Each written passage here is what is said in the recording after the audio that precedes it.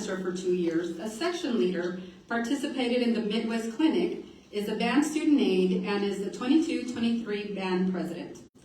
When she graduates from high school, she is considering going to architecture, interior design, or psychology. But she says she's going to take advantage while she's at Johnson to pinpoint what it is she's going to do. Leading the Pledge of Allegiance and the pledge, Texas Pledge, is Braden Franzen, and today joining Braden is Kristen Franzen, which is our PTSA president, their husband Travis Franzen, Aunt Lee, little sister, and Grandma Franzen. Please stand and be recognized.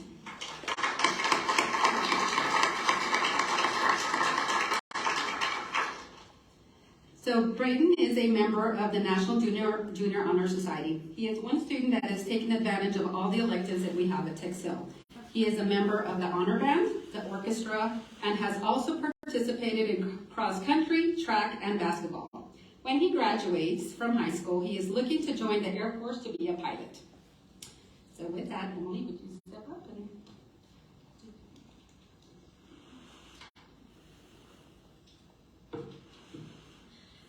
As the end of the school year approaches, let us reflect upon the challenges we faced and be grateful for the opportunity to learn, grow, and ultimately overcome those challenges. Let us continue to rise again and again to face these challenges in the years to come. Let this tenacity enable us to help those around us rise as well, for that is what we do here at NEISD. We help each other rise so that every child we educate can become who they were meant to be. Thank you.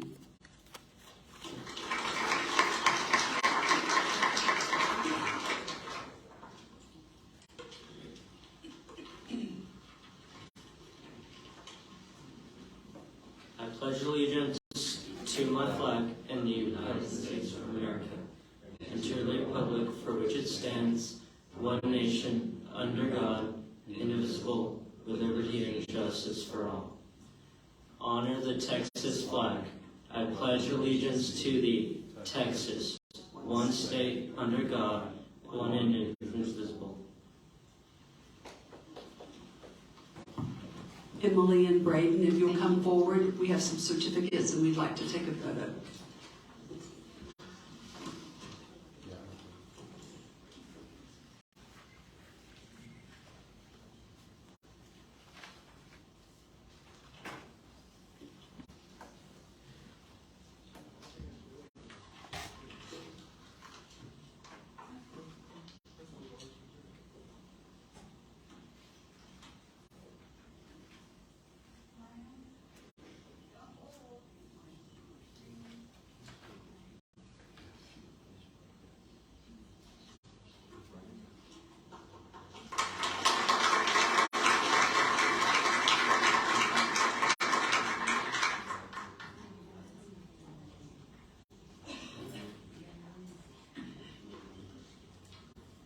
Yes, you're welcome to stay, but you're also welcome to leave. And I'm just going to apologize from the very beginning. My voice has been going in and out since Saturday, so if I start cracking, I'll keep going.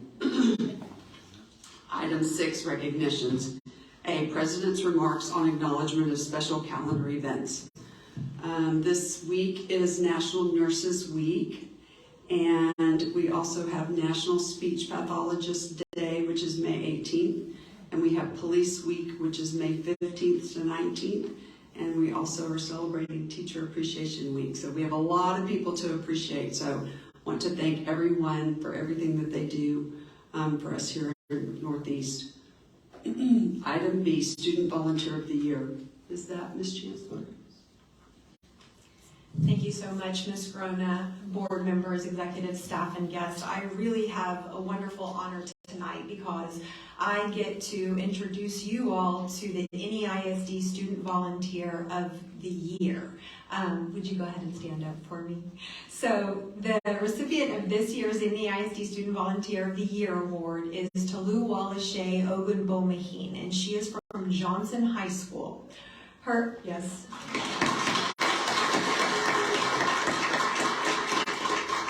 So I'd like to tell you a little bit about this young lady's wonderful accomplishments. Her friends call her Tolu.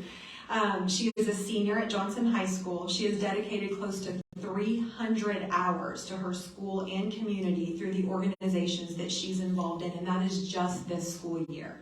Tolu volunteers with Engine, which is a nonprofit organization where she tutors Ukrainian students in English through an online platform.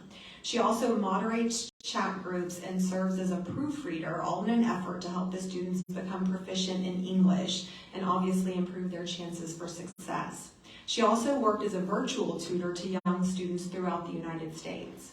At Johnson, she founded the Do Something Club, where students create volunteer opportunities that impact the school and their community. One of those opportunities included cleaning up the campus this year. Tolu recruited club members to help the custodial staff with their duties after school, and I understand that she had about 27 hours doing that just herself.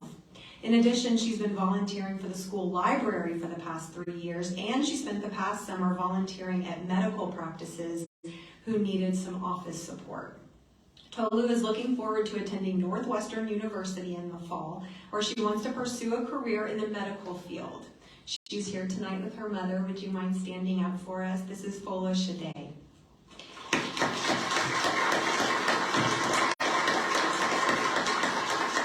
Congratulations to you for being named NEISD Student Volunteer of the Year. It is a really big deal, and we are so happy to present it to you. Thank you so much.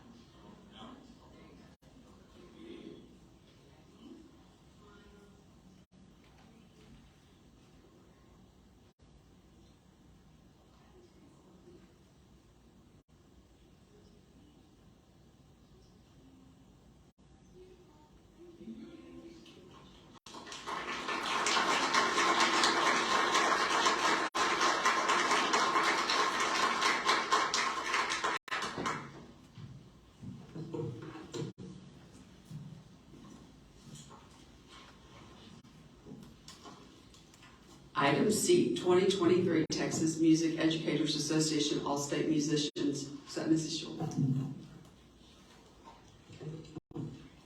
Good evening. 35 Northeast Independent School District students have been named to the TMEA Texas Music Educators Association All-State Ensemble. This is the highest award a Texas music student can achieve.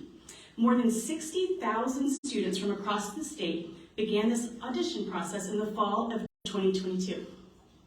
Only 1,700 students in the whole state earned a chair in one of the TMEA All-State Ensembles, of which 35 students came from our very own Northeast.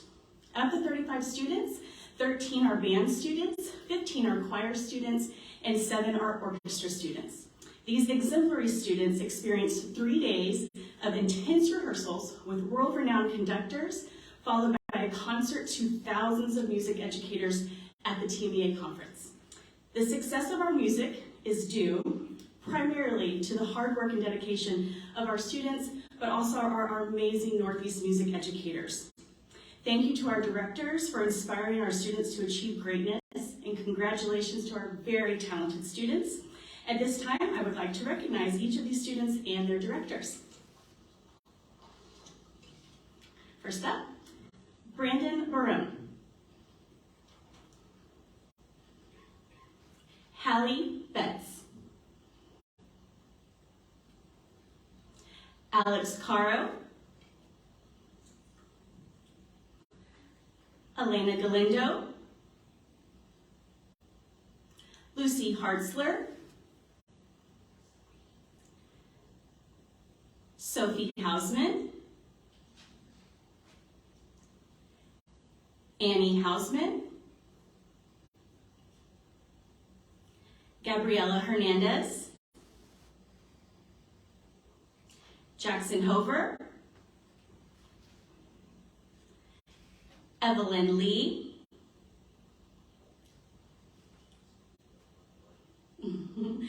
Jenica McDonald, Vivian Medina, Isabella Mora, Maddox Mayan, Ella Packard, Charles Serrano, Juan Pablo Tovar, and Lauren Zagrecki. We also have some of our amazing educators here, and I thank them so much for coming and supporting our students this evening. We have Mr. Hector Trevino, Band Director at MacArthur High School. We have Sixto Elizondo, Orchestra Director at Reagan High School. We have Mr. Josh Prado, Orchestra Director at Lee High School. And Mr. Robert Lozano, Band Director, Johnson High School. Congratulations to all of these phenomenal students. Good job.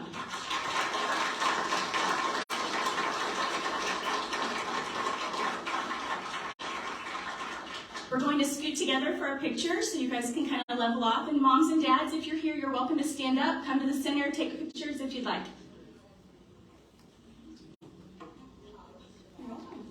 Ladies and gentlemen, you're more than welcome to stay up here for the board meeting, but probably after this ceremony, right, there might be some seats downstairs that you're welcome to. Maybe if you're talking, that might be something that you would like to do. They'll wait for you to come and speak, but just a thought.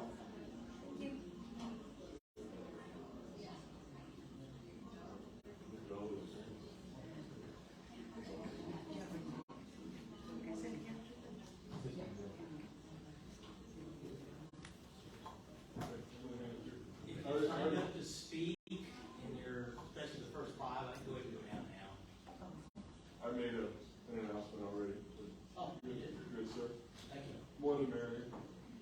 Communication. That's why. No. That's what he used to do. Good people like you keep me in line. Thank you so much. We're going to walk straight out the doors in front of you.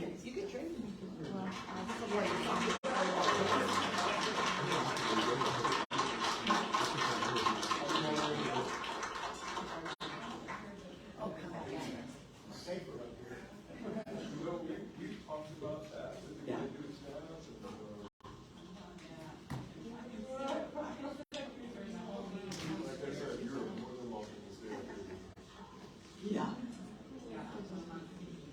You're going to do great. That's just my message. I just want to. I'm a little extreme. I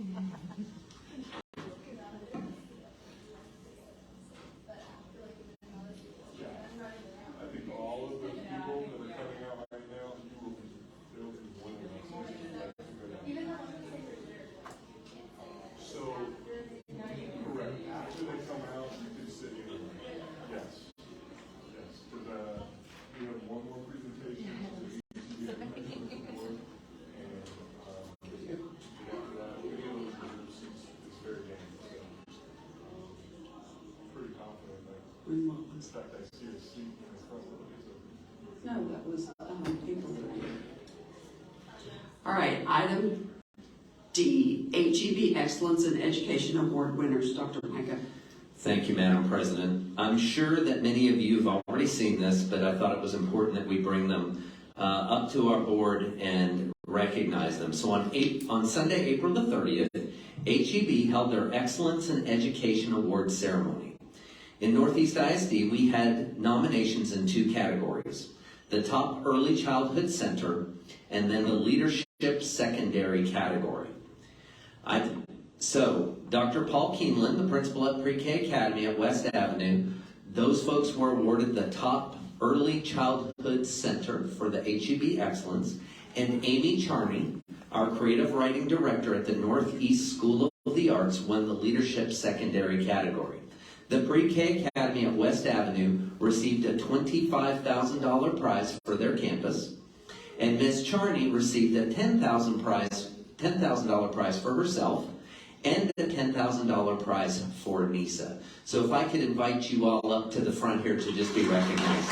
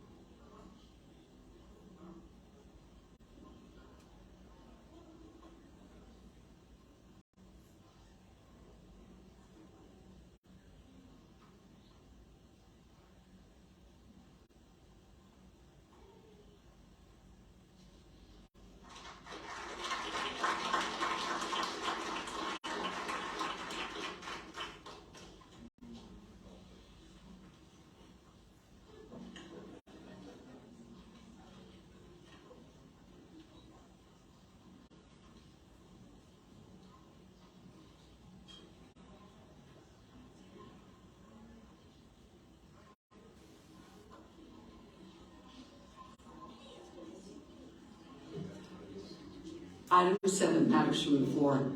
The trustees welcome comments from members of the public during this time of the meeting. Generally, board members do not respond to public comments during the meeting, although members may request further information or a future agenda item on a matter raised during public comment.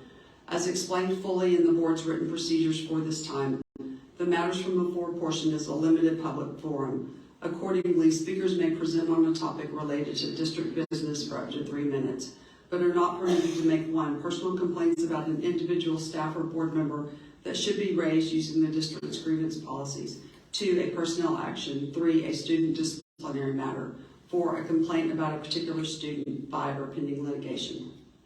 Any person who persists in speaking on these topics after being directed not to do so will lose the remainder of their time to speak and may lose their privilege of addressing the board at future meetings.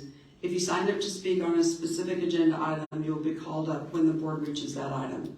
Please remember that this is a business meeting of the board. Any person or group engaging in outbursts of any kind, causing a disruption to the meeting, will be warned, and if they persist, will be removed from the meeting. This is to ensure that all speakers have an opportunity to make comments without interruption, and that the board members are able to pay full attention to speakers without any distractions. We also welcome written comments at any time, either through email at board@neisd.net or by mail care of the superintendent's office at 8961 Tesoro Drive, 6th floor, San Antonio, Texas 78217. Ms. Huey. Number 1.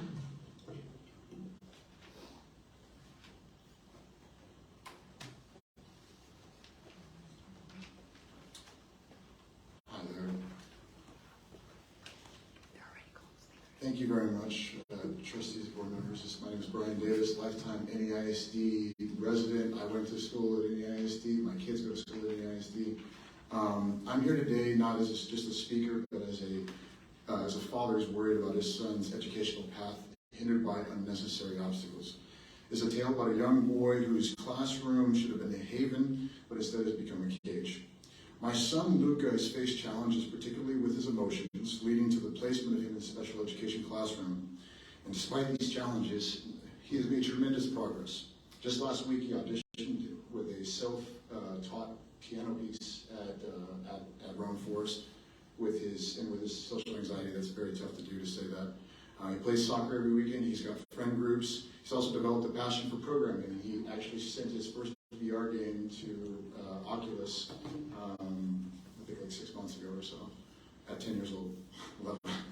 Regrettably, this journey, though, has been tainted a bit by the policies and the actions inside of the special education art process at Roan Forest. My family has not been able to receive the full benefits of the art process, IEP process, not due to individuals dictating their intervention strategies and goals without consideration of recommendations recommendations from professionals or the data to bore out those decisions, and has also excluded key staff members and sole witnesses from ARD meetings, even upon the request to determine if my son's disability should be considered before handing out punishments. In several cases, decisions were made without collaboration, effectively assuming the role of both judge and jury in those instances. This has occurred with only witnesses were not permitted to join, when witnesses were not only not permitted to join the ARD meeting, but it made it very difficult to figure out whether my son's disability contributed to his behavior. My son's now restricted to a special education environment, even though the data says that environment clearly exacerbates his issues. He's been nearly 100% successful in the general education classroom as he started to move through it. Prior to this plan, the school requested that he make a decision to leave and go to a safe space if he was just overwhelmed and struggling. But now his act of leaving the classroom is considered a failure, forcing him to repeat a process over and over again for the past 5 months, and he has not been able to escape it. I called an ARD committee 4 times since last September to address this issue, and I've only been able to get minor increases in his general education time at 20 minutes at a time, which he has been nearly 100% successful. The data says that his environment inside of the special education environment is actually what's causing the issues. And despite that, individuals at Roman Forest are acting unilaterally, and when pressed for data and for information as to the reasons why they're making those decisions, they're affirming their ability to act unilaterally and make their own determinations. I'm asking for investigation into Roman Forest policies and their ARD committee. Thank you. I also have a paper here that I will be handing out or made available to anybody. You can hand it to Ms. Turner. I ask that people put it with the minutes.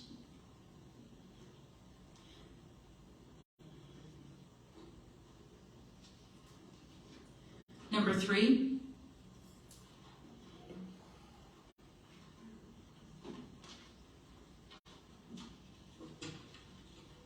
Mrs. Rona, members of the board, Dr. Micah, and guests.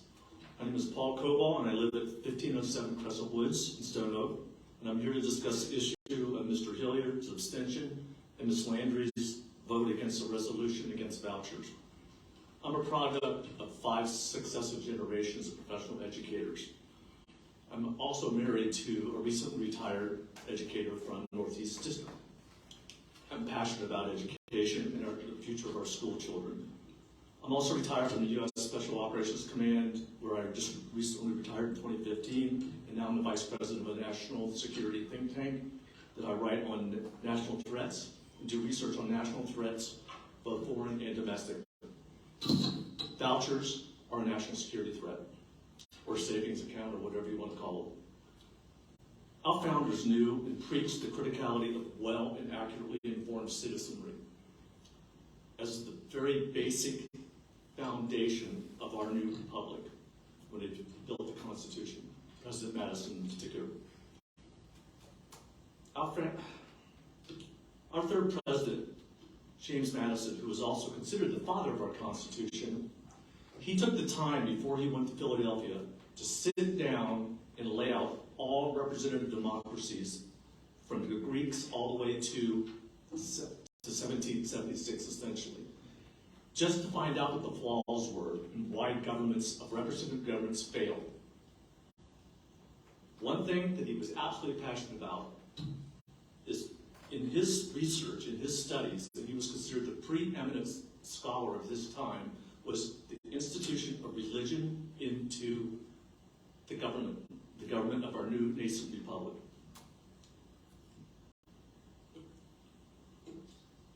During the debate in 1787, as he prepared for the ratification committee to ratify our new Constitution, he talked a lot about religion, and he insisted on coming to a resolution, and this is the one thing he would not bend on. His words at the time: Congress should not establish a religion and enforce the legal observation of it by law, nor compel men to worship God in any manner contrary to their conscience.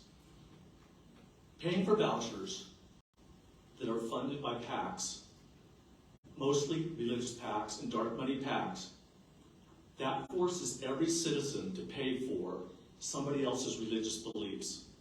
That is absolutely a violation of constitutional rights. In 1995, the Speaker of the House, Newt Gingrich, began a crusade along with Ralph Reed of the then infamous moral majority to replace the public school voucher program and have the U.S. government pay for private schools that in their mind would become Christian-based schools and school programs. This effort was and still is primarily funded by this dark money past. Your time is up, I'm sorry. I'm sorry. Thank you. If anyone else wants to speak, I would suggest to head down now. Sorry, number 4. Thank you. You don't want to miss anybody. Madam President, Dr. Micah, members of the board and guests, my name is Sarah Patterson and I'm a parent in the Reagan cluster. I've been an advocate for public education since the day my first child entered school in 2008. I volunteered with PTA, booster groups, and I've served on district committees. Why? Because I believe in public education and I want the almost 60,000 students in NEISD to have the best possible educational experience. I was disheartened while watching the April 24th special board meeting that the trustee representing me abstained from voting on the resolution stating the board's opposition to diverting public funds to private entities in the form of educational savings accounts and other voucher programs. Constituents in SMD 6 elected you to a seat on a public education school board. You should have voted yes or no so that the people of District 6 know where you stand. I'm going to interpret your abstaining as a no vote. I support public education and I do not support your stance on vouchers. Thank you. Number 5.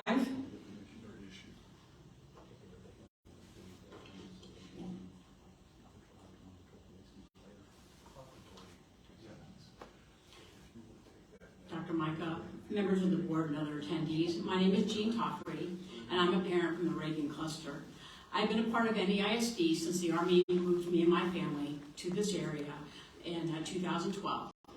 And my 4 boys have been members of all the schools in the Reagan cluster.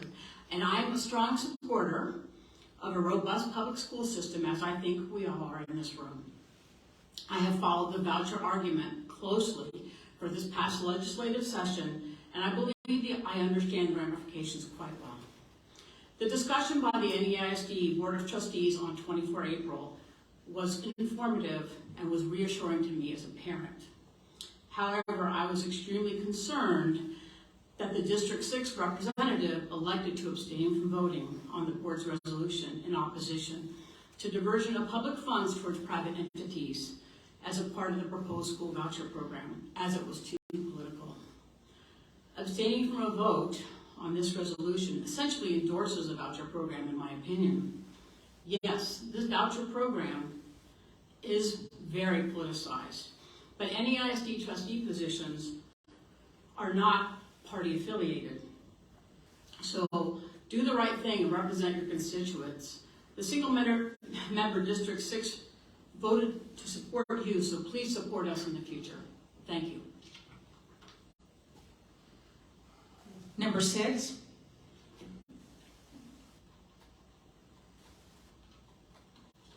Good afternoon, and thank you to School Board President Shannon Grona, the school board trustees, and Dr. Micah for this chance to speak. My name is Melinda Cox. I've been an NEISD parent for 14 years and have volunteered in many capacities in support of our NEISD students and families. I am currently advocacy chair for NEISD Council of PTAs. I am in support of the recent voucher legislation resolution put forth by the board. As advocacy chair, I understand the importance of each effort made toward the support of public education. As the second largest school district in San Antonio, it is your responsibility to say something against vouchers. The purpose of this resolution is to stand up for public education students. The value of this resolution is in the complete support from the NEIS Board of Trustees. There are many groups walking the halls of the state capitol in support of vouchers. My elected state representative recently said that vouchers will destroy public education as we know it. It is not good policy to take money away from one group of students and give it to another, especially when the playing field is not equal and no one has accountability. There's a lot of political back and forth regarding vouchers at the Capitol. But for those in the public education space, Vouchers are not political. They are harmful. Therefore, it's vital to stand up against them when given the chance. In a board meeting with elected board members, public education is not political. It's what we're here to do. It concerns me that members of the board would not vote in favor of this resolution or abstain. It almost seems like a conflict of interest and might work to discredit the support from other board members. And what I mean by that is if a public school board is not united for public education, what message does that send to our members in Austin? The Northeast Independent School Board of Trustees put forth a statement asking the Texas legislature to reject any diversion of public dollars to private entities in the form of education savings accounts and other voucher programs. As a public school parent and an advocate for public education, I appreciate another tool, another show of support to add to the toolkit, another piece of armor in the shield necessary for the fight for public education. Number 9.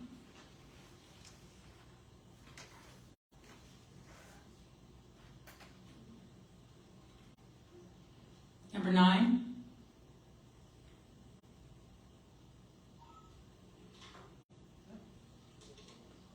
Nine up here? Okay.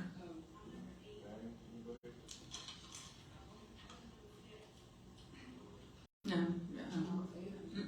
That's been scratched out. Number 8.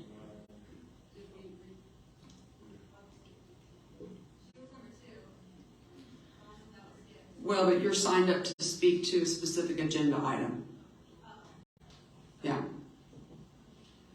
Number 9 is Lisa Fox.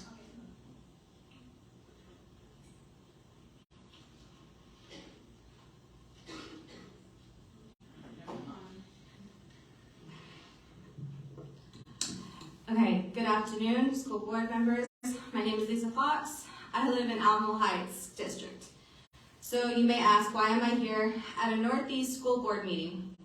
I'm here for one reason and one reason only, and that is to share my son's experience and hope to help other parents as well as districts combat a problem that came to light because of my son's experience. 2 years ago, my son was targeted by his football A-team classmates during lunch for wearing his club football jersey to school. His teammates felt betrayed by this action and harassed him on the track field in front of the whole 7th grade class and 3 adults for a total of 8 minutes. My son was taken to the office to report the incident while the assistant coach handed out a punishment to the members that had done this to him, and the punishment was 100 bear crawls on Monday. Long story short, only 2 boys were sent to alternative school for 2 weeks and got out sooner for good behavior, and the other boys were got maybe 3 days, mostly in ISS. This is what it looked like.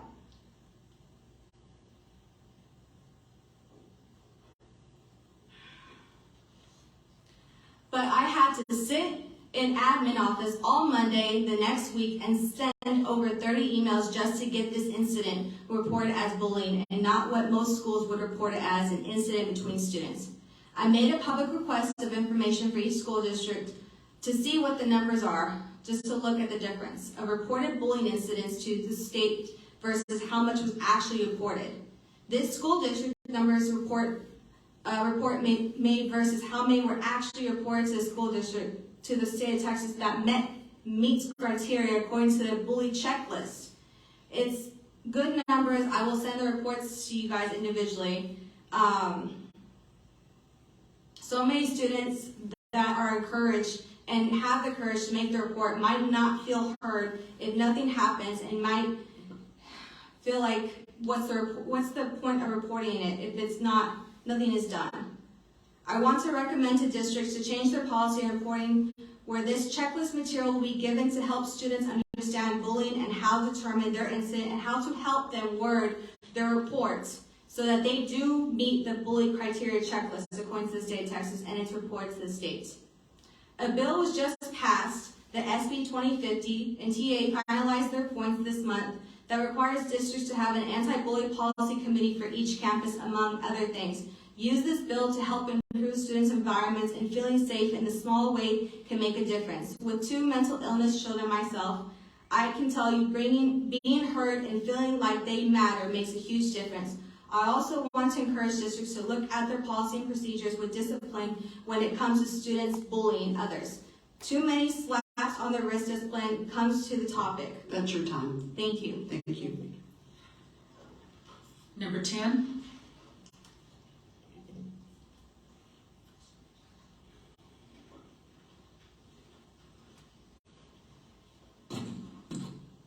President Grona, members of the board, Dr. Micah, my name is Tom Cummins. I'm representing Northeast AFT. First, thank you for your anti-voucher resolution. We greatly appreciated that. Second, during this school year, schools and students have suffered due to unfilled teacher and other staff positions. This has put a huge strain on all job categories. Many, including teachers, have just called it quits and left their jobs. There are two major reasons for this: pay and working conditions. Although this is a problem for many districts, it's on Northeast to solve it here.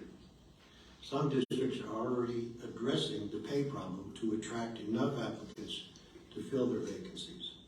San Antonio ISD recently passed their teacher pay raises, which range from 4% to 9%. Beginning teacher pay has risen by $1,900. This is now $2,200 above what Northeast pays. Further up the scale, teacher pay increases are in the $5,000 pay range, which means most San Antonio teaching positions pay $2,000 to $3,500 more than Northeast currently does. In Austin, the union and the administration have agreed on a 7% pay increase for teachers.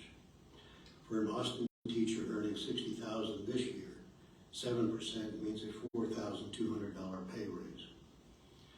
For the long neglected paraprofessionals and auxiliary personnel, Austin ISD will be raising their pay by $4 an hour. Those job categories have been overlooked for years, and is definitely true also in Northeast. In the early 2000s, NEISD had pledged that they would pay a living wage to paraprofessionals and auxiliary personnel. That pledge has been neglected for years, and it's time to correct that situation, as job vacancies and hourly positions continue to be a problem as well. But even a $4 increase will still not be a living wage for many. The other major reason causing the teacher applicant shortage and causing current teachers to leave teaching is the unreasonable working expectations in many positions. Working conditions must be addressed by the administration and the board, including restoring the 8-hour workday. While we don't know what the state legislature will do yet, as a board, you must nevertheless address the problem. Students are shortchanged by job vacancies that the district has. The upcoming budget must meet the demands of students, teachers, and support personnel. One single vacancy causes stress on several employees. Thank you very much for your time. Thank you. Number 11.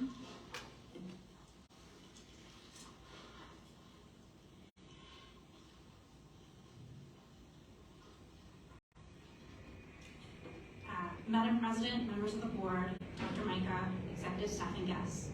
My name is Stephanie Adams, and while I'm here today as a member of SHAC and represent the Churchill cluster, I would like to speak now on a concern that is unfortunately not on the agenda this meeting. I am a parent to 2 current Hidden Forest Falcons. We are blessed to have found this tight-knit community almost 5 years ago when we moved to San Antonio. As Ms. Huey alluded to last month, we are a heavily invested group of parents who love our community, our schools, and this public school district. While we've been able to enjoy our school and the Spark Park that it serves as, the soccer field is in dire need of attention. A group of concerned parents started diligently brainstorming and reaching out for ways to help fix this field.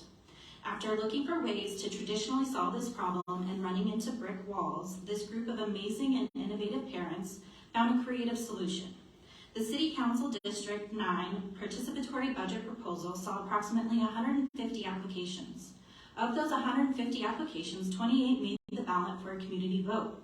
Of the 28 proposals, the Hidden Forest Artificial Turf Field proposal received the second most votes. $150,000 is ready and available to our district for this project through an interlocal agreement with the City of San Antonio. What an amazing, problem-solving, innovative, outside-the-box thinking to get this accomplished. While watching the April 3rd meeting, I was disheartened to hear what seemed to be immediate pushback and a less than optimistic mindset from the district. I am fully aware that the district is more than just my small pocket. I know there are hurdles to this project, but I ask that the district, in good faith, tackle these hurdles not begrudgingly, but with the same tenacity that these parents had. The same tenacity and thought leader mentality we push our students towards. Please do not disenfranchise the hard work and dedication of some of your biggest allies. This cannot be the parent versus the district, because we are all this district. It is our district. Thank you. And that's all. Item 8, matters from executive session. A, personnel including but not limited to administrative appointments pursuant to Government Code Section 551.074. 1, possible action regarding routine personnel including but not limited to administrative appointments. A, Director of Network Technology. Do I have a motion to approve as discussed in executive session? So moved. Thank you, Mr. Byer. Do I have a second? Second. Was that Ms. Villarreal? All those in favor say aye. Aye. Opposed? The motion carries. Item B, Director of New Talent and Evaluations. Do I have a motion to approve as discussed in executive session? So moved. Thank you, Mr. Byer. Do I have a second? Second. Thank you, Ms. Landry. All those in favor say aye. Aye. Opposed? The motion carries. Item 2, possible action regarding proposed recommendation for non-renewal of probationary contract employee. Do I have a motion to approve as discussed in executive session? So moved. Thank you, Mr. Hilliard. Do I have a second? Second. Thank you, Ms. Villarreal. All those in favor say aye. Aye. Opposed? The motion carries. Item 9, presentations. A, intruder detection audit by Texas School Safety Center. Dr. Micah. Thank you, Madam President. As we discussed in executive session since our last board meeting where I reported on findings, we've had 11 more audits. Of those 11, 2 campuses had a finding. In both cases, those findings were addressed immediately. Thank you. Thank you. Item B, 2022-2023 mental health update presentation. Mr. Jarrett. Thank you, Madam President. Move positions. For the board, executive staff, and guests, I'd like to ask Dr. Esmeralda Munoz to come forward for this agenda item. This item is in reference to Ms. Villarreal's request to get an update on what we're doing to support our students on mental health and suicidal concerns. Pardon for the interruption. We're going to move positions.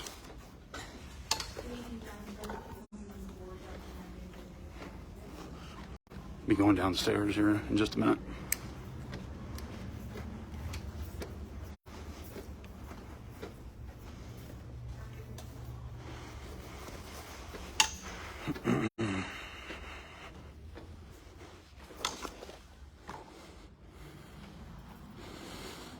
Headquarters of the NEISD if you haven't been here before.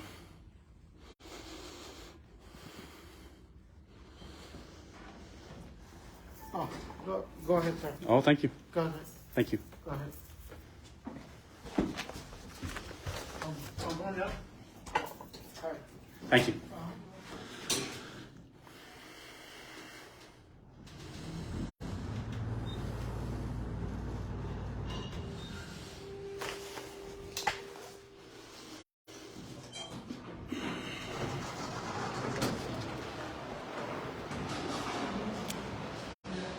Okay. Hi.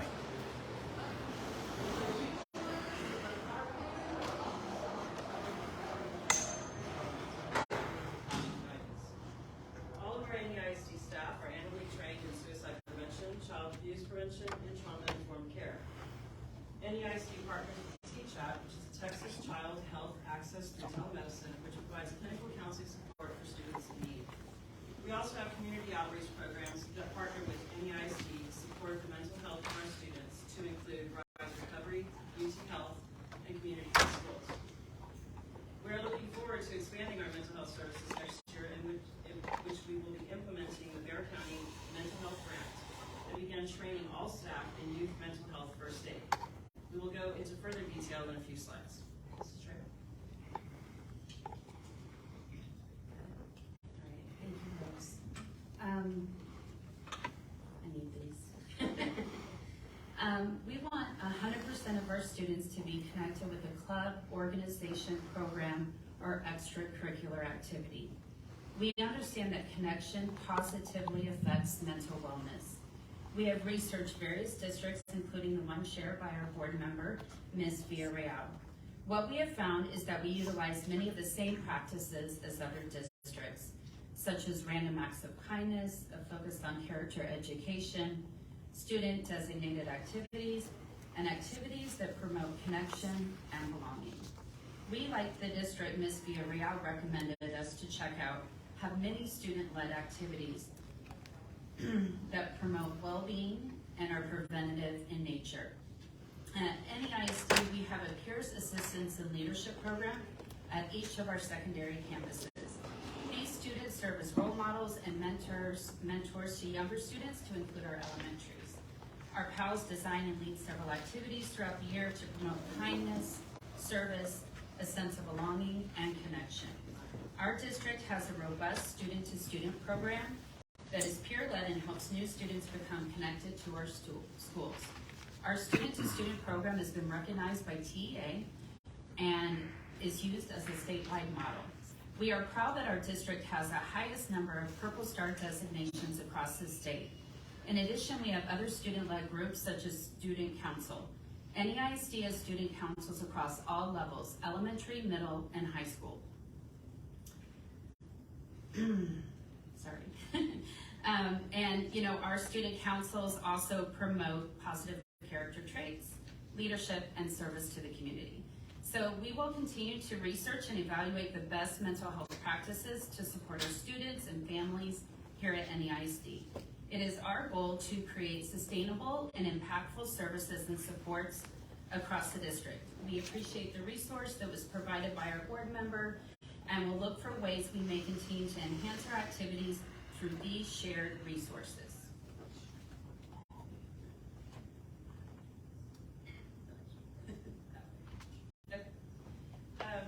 Our third component is notification and response systems. It is extremely important to work collaboratively with parents in support of our students' mental health.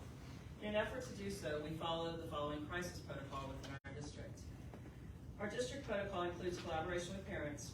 When a counselor is informed of a student with a suicidal outcry, the parent is immediately contacted. The counselor ensures the student is safe, and a conference is held with parents to provide mental health resources. When the student returns to campus, the counselor meets with the student and the parent to create a transition plan to support the student's mental health moving forward. The campus counselor records this life event in Skyward, our student management system, so that in future years, the student's counselor in the future would have access to important information that may impact the students academically or success on campus. In addition to following this important crisis protocol, we also partner with San Antonio Police Department using the Handle with Care program. SAPD notifies NEISD when a student witnesses a traumatic event, such as domestic violence or assaults within their home or their neighborhood. Whenever the police are called out to those events, the police officer sends an email detailing the information that the student witnessed, and that allows us to have the school counselor check in on the student when they return to school. This vital collaboration allows our school counselors to help students with necessary coping skills related to this traumatic event. NEISD also has a tip line available to all community members, staff members, and students. We encourage everyone that sees something to say something. This tip line is available 24/7 for our students, parents, family, and community members.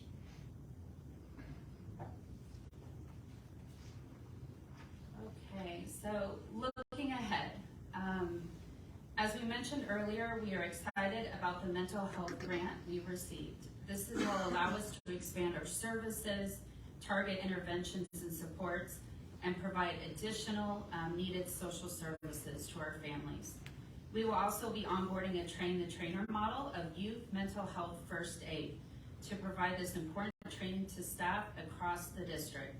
Next year, we will continue to support a guiding coalition of counselors across the clusters and levels of the district to support alignment of best practices, address concerns, and monitor trends so we can strategically target supports and activities.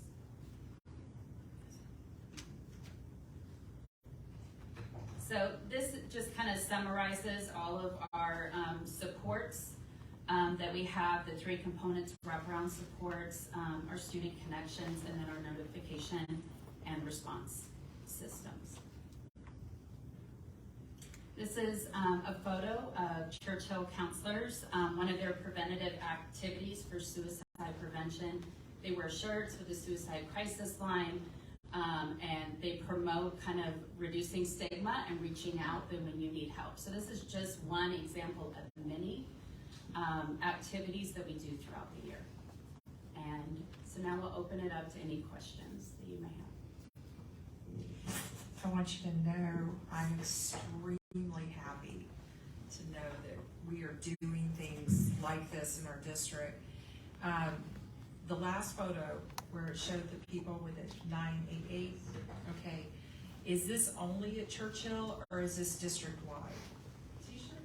Yeah, so there are pockets that are doing this, and some are doing the 988 or other outreach in other ways. So that is part of what our guiding coalition is doing. We're looking at that activities that we receive from other districts to say, how can we streamline certain activities across the district? So regardless of what cluster, we're kind of all doing something similar. But we have lots of activities like that across the district. And the number for the suicide hotline is also in every campus, and is more posters are being provided throughout the campus rather than just in the counseling office or counseling office area. How about the number and the tip line? Is that also available? Because I know that sometimes and no offense to anybody in the technical department, but sometimes it's kind of hard to negotiate the website. Is that common? It is on the website, and it's also prominently displayed in our counseling office as well. And that's why Ms. Villarreal, I often included it in my messages as well. Okay. So I talk about that many, many times. In fact, I think this message this week is, again, to reiterate that where you can go. Perfect. Anybody have any? I just have one comment. As you know, Ms. Villarreal learned about this from one of the presentations from some of the classes that we attend as trustees. Would y'all please consider presenting on behalf of Northeast at some of the events that we attend to? I feel we have a tremendous message to share also, and we're really proud of you and what you do. So I would be really grateful if you would step up to either present over some of the summer classes or at the state conference. Yeah, and I think it would be great for our students. Our students are amazing. Like many of these activities, they design them, they lead them, they come up with things that we never even would, so it would be great to highlight our kiddos. We have some boys, student boys, and our counselors, and there's are pretty incredibly special people too. So if we could highlight Northeast and what we're doing, it would be wonderful. So, and I think Ms. Villarreal really agrees with that. I did not see the presentation she did, but I have seen others in the past, and I just got to say we're better. So let's spread that message. Did you have something, Mr. Blake? I did. Thanks for the presentation. On slide 4 for the wraparound support services for those community outreach programs, are those grants or do we kind of pay a portion of that? Is that funded by M&O money, or are these just partnerships we have where they provide services without us? Do we know? Yes, we do. Okay. Bye. So we do provide communities and schools. That is a Title IV funded, federally funded opportunity where we do get those additional services like family engagement. They go out and they do the home visits. They look at case management. They also do that trauma-informed counseling services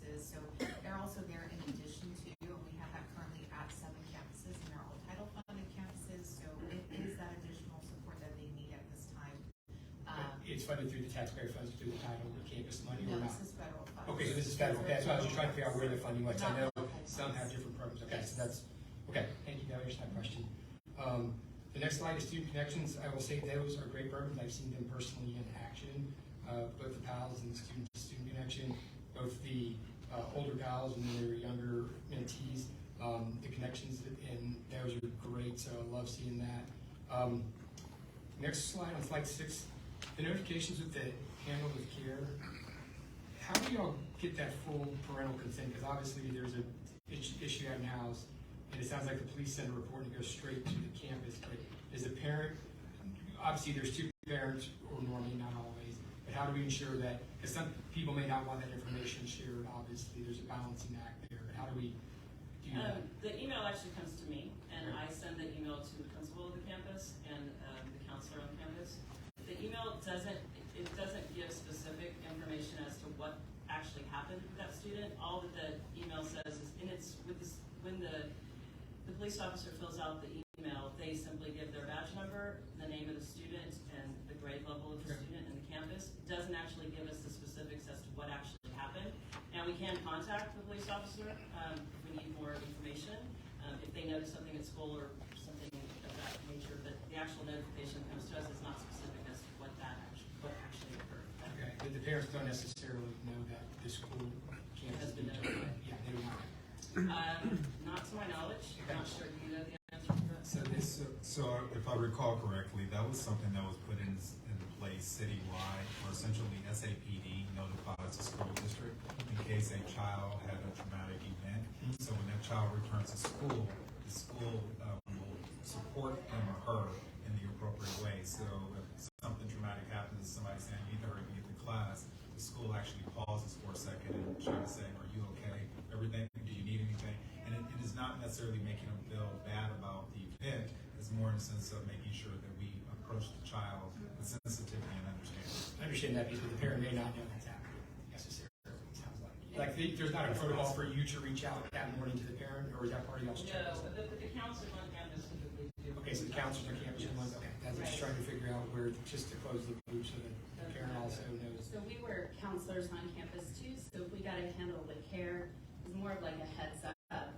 If there was a concern, and then if there was, we would partner with the family to see about services, supports, just to make sure that that kiddo can be ready to learn and successful. That's good. Okay, I was just trying to figure out the details. And then here's a question on the tip line.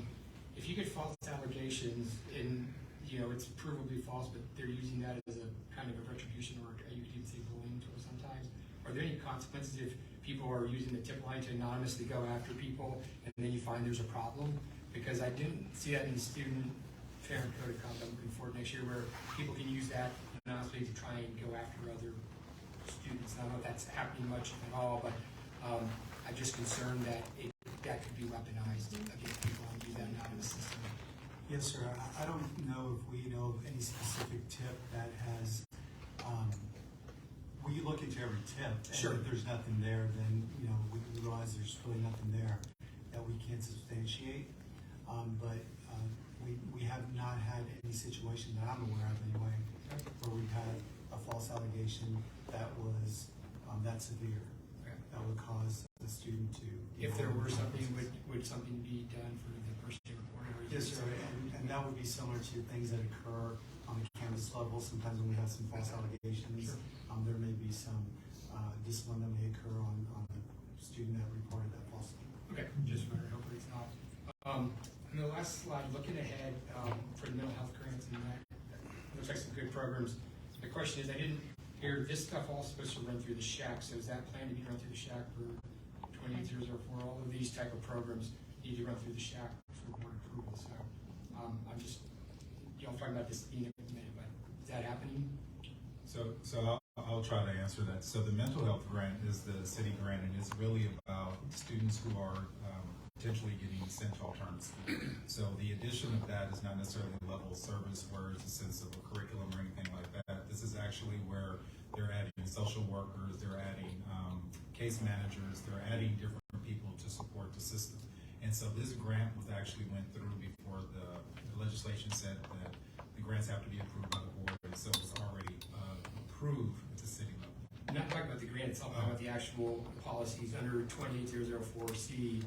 There's multiple things, including policy procedures and strategies that include mental health concerns, including suicide, school health services, comprehensive school counseling program, all these third parties. This is all required by law that the SHAC looks at it, makes a recommendation to us before we do, not the grant piece of it. The money is the money. I'm talking about before this is implemented, this is by law supposed to go to the SHAC. Sure, we'll be happy to review the rules of the SHAC committee, and if it needs to go in front of them, then we'll be happy to take it to the Okay, SHAC. just wanted to make sure, because that's, I know we have a Safe and Healthy Schools Committee, and that's, sounds like 28004. You didn't see you drive right into that piece of it, so. But it sounds like a great program, just want to make sure we're covering all the legal bases for it. Thanks, that's all I have, Madam President. Does anybody have anything else? Thank you all for bringing this presentation. Item 10, report on required board training. A, state board rule on board member continuing education announcement of credit. Let the minutes reflect that board members Shannon Vernon, Terry Williams, Sandy Huey, David Byer, Steve Hilliard, Marshall Landry, and Diane Villarreal have met or exceeded the required continuing education hours to the extent applicable for each board member. Item 11, superintendent comments. Thank you, Madam President. So this is something new that you and I visited about, but board members, I know you go around the school district and attend many events, and we're a large system, and not always do you hear about many of the great things that are happening. So I'm going to take just a few minutes each and every board meeting just to kind of give you guys an update. So I know many of you attended our Summa Grads ceremonies. Did you know that we had 1,019 Summa Grads across our school district in this year's class? So that's over 1,000 students that carry a GPA of over 100, or at least 100 or above. We recently had 3 students that won the Gold Seal Award at the State Visual Arts Scholastic Events, or VAWS. So that's the equivalent of a state championship in art. And so these students, 2 of them are from Johnson, Yenica Vasquez, Aubrey Warmke, and then Mariela Pena of ISA were those recipients. Recently, America Gonzalez Rosas, who is our new director in HR, she's one of 20 school leaders across Texas to be named a Texan of the Year. So this recognition comes from the Texas Elementary Principals and Supervisors Association, or TEPSA. Ms. Chancellor and her team, Communications and Media Production and Web Services Department, earned a combined 13 state awards from the Texas School Public Relations Association, including a gold, 2 silver, and 2 bronze. One of those gold entries was also selected as Best Category Award winner in the state for website original design. And then last is the Texas Association for Public Transportation hosts the Texas School Bus Driver Safety Competition, or we call it aka the Bus Road EO. This year's bus driver, Phil Purvis, was named the regional and state champion. In addition, bus driver Mike Castaneda took 2nd place at regional and 7th place at state. Mike is also the former 2018 world champion. So just, and there are other great things happening, but each month I'm going to try to highlight some things that maybe you've seen on our webpage, maybe you haven't, maybe you've seen on social media, and just some other things that sometimes we just don't even share, but thank you for giving me that moment. Sure. Item 12, new business for possible board action. A, campus administration. 1, possible action regarding approval of employment contracts. Mr. Mendes. Thank you, President Grona, members of the board, Dr. Micah, executive staff, and guests. Each year, we come to the Board of Trustees to approve the proposed recommendations for renewal of employment contracts. If you have any questions, Shana Whitney, Executive Director of Human Resources, is here to answer anything you may have. Does anyone have any questions? I'm just waiting. I'll wait till you get up here. You saw with us with all the names, but is there any actual change to the contracts, any changes in duties, responsibilities in the actual contracts themselves? You're not counting like actual salary, but did we change any duties? All of the items that we have in our current contracts have not changed. However, we are looking at some language due to recent legislation, so we are evaluating those. So the ones that we've issued this current year haven't changed. but there might be some language that we are looking to incorporate into our contracts due to proposed legislation. So they won't be incorporated for 23-24, would be the next year, or are you saying you would? They would be for the 23-24 review application. Okay, so what are those changes, possible changes? We're consulting with our attorney, Mr. Rick Lopez, and awaiting those changes he's proposing. So we don't know that because the legislation is out there and we're trying to get some. So what we can do, Mr. Hilliard, if you would like, is we can bring it back to you all so that at least you can see what that proposed language is. Well, because the one I've heard about is 1605, is lose the ability to listen plan. And that's the one that I know is creating a lot of churn. Correct. And so that's the one specifically asking about. So that is the one we're looking at right now. Yes, sir. Because I know that's going to be a big issue with our teaching staff. You create a big concern. I just wanted to be clear. Yes, sir. That is the one that we're reviewing and seeking guidance for. Okay, That's it. So right now, if we approve this, we're approving the contract as it is, not new language.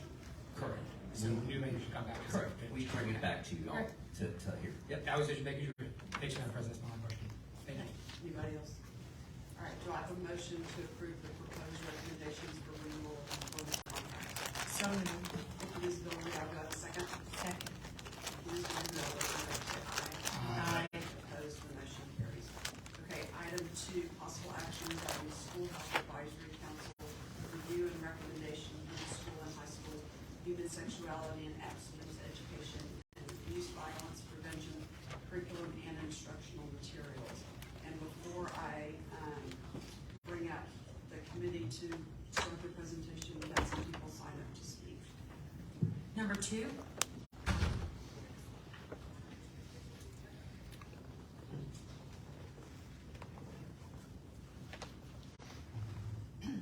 Good evening, my name is Linda Chapman. I'm here to make a recommendation that this board choose the Heritage Keepers curriculum. That choice is the most effective of the 3 choices that are before you tonight. I also want to voice that sexual education in schools must always be optional and it should not be required to graduate. My understanding is that the current sex ed curriculum is called Draw the Line, Respect the Line, with the motto of be safe, have fun, experiment. As a parent, I find that messaging repugnant. That type of messaging is why I no longer have my daughter in the NEISD schools. In 2020, I started to realize the explosion of a sexually promiscuous and LGBTQ transgender agenda that is being pushed on children throughout this country. In my opinion, the transgender agenda is pure evil. It is sanctioned sexual grooming of children. People who push this advocate for hormone blockers and sexual mutilation of children, which is just shocking to me that this evil is becoming mainstream. This agenda is being pushed everywhere, even when it isn't in the curriculum. In my opinion, it is being pushed in schools in more ways than I can get into here tonight.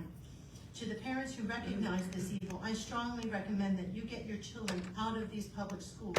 Find a way to get your child in a private Christian school that isn't pushing this garbage, or do homeschooling. It will be the best investment of your life. Thank you. Number 7.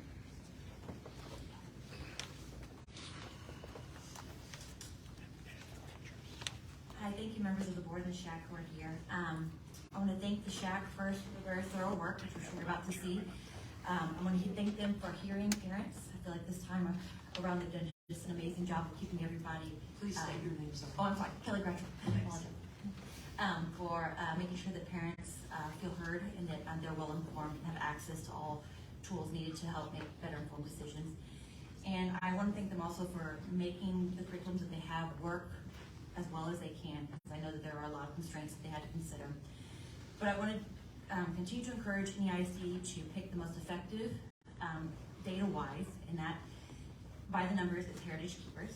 I was able to review the curriculums as well as doing some research on my own. And the possible proposed Choose the Best has some challenging language and themes. I appreciate the SHAC's plans to address and edit these, so thank you for that, SHAC. And I would urge the SHAC and the board to continue to move towards a curriculum that needs very little editing. I would suggest that be Heritage Keepers, as long as the numbers support that is in fact the most effective program. Thank you very much. Number 12.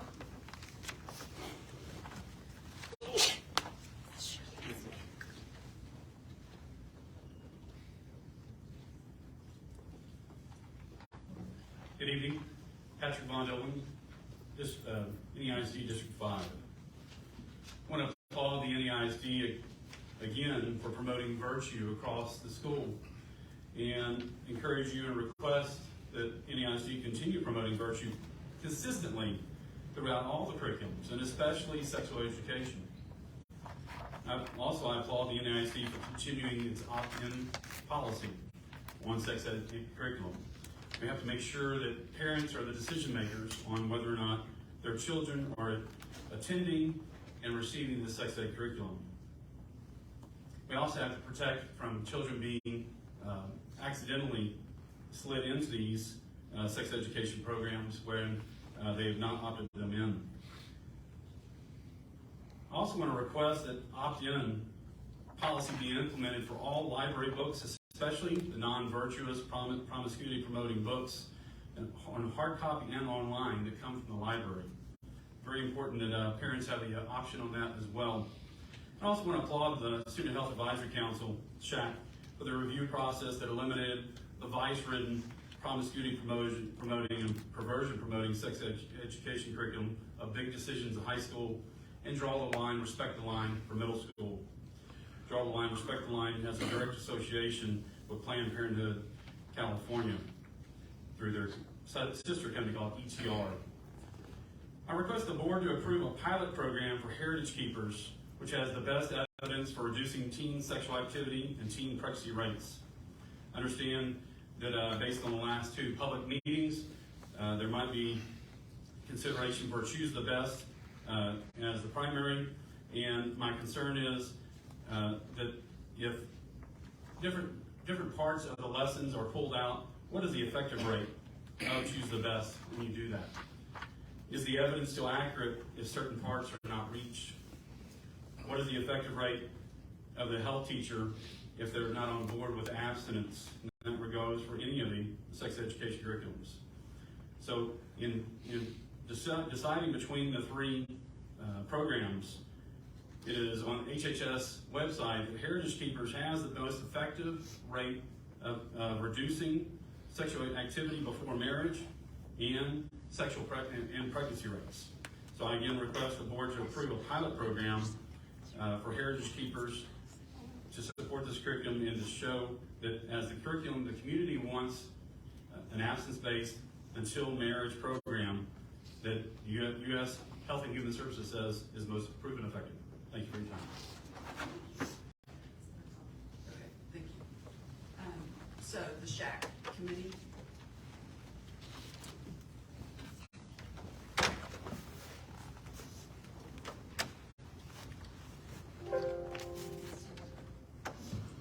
Good evening, Madam President, members of the board, Dr. Micah, executive staff, and guests. Tonight, the School Health Advisory Council will share their recommendation for curriculum on human sexuality and abstinence education and abuse prevention. Before I turn it over to the SHAC, I'd like to briefly review the process required for the adoption of any curriculum, as well as the additional processes required for the adoption of HSAE and abuse prevention curriculum. As part of any major curriculum initiative, EHAA Legal and EF Local specify requirements that must be followed by the district, teachers, and professional staff related to the process of the content of any instructional materials.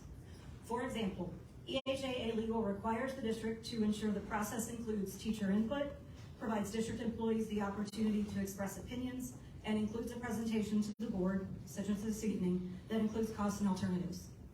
EF Local specifies certain criteria to help ensure the quality of the instructional materials. However, when adopting curriculum related to HSAE and abuse prevention, there are additional requirements as specified in EHAA Legal about both the process and the content. For example, EHAA Legal requires the involvement of SHAC, who will make a recommendation to the board only after hosting 2 public meetings. EHAA Legal also provides specific guidance on the content of the HSAE curriculum with the requirement that it be abstinence-focused, abstinence-centered. Because some of these additional requirements involve SHAC, BDF Legal and Local are important in guiding how the SHAC must operate. With so many different policies to follow, it's no surprise that at a previous board meeting, you all had discussed concerns on how we would ensure this process is followed with fidelity. To assist with that, the PE and Health Department created this fidelity checklist that was in your booklet found in Appendix A.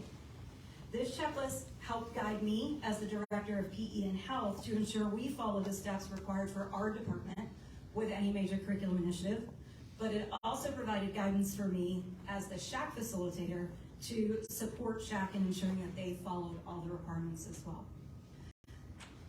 So at this time, I'm going to turn it over to Tony Kamen, the SHAC chair, who will present on their recommendation. And as Tony makes his way up, I do want to acknowledge and express my appreciation for the tremendous amount of work the SHAC, and specifically the Classroom Health and Sex Ed Standing Committee, put into this process. Their dedication and commitment to the students of NEISD is truly admirable. And at that, I'm going to turn it over to Tony.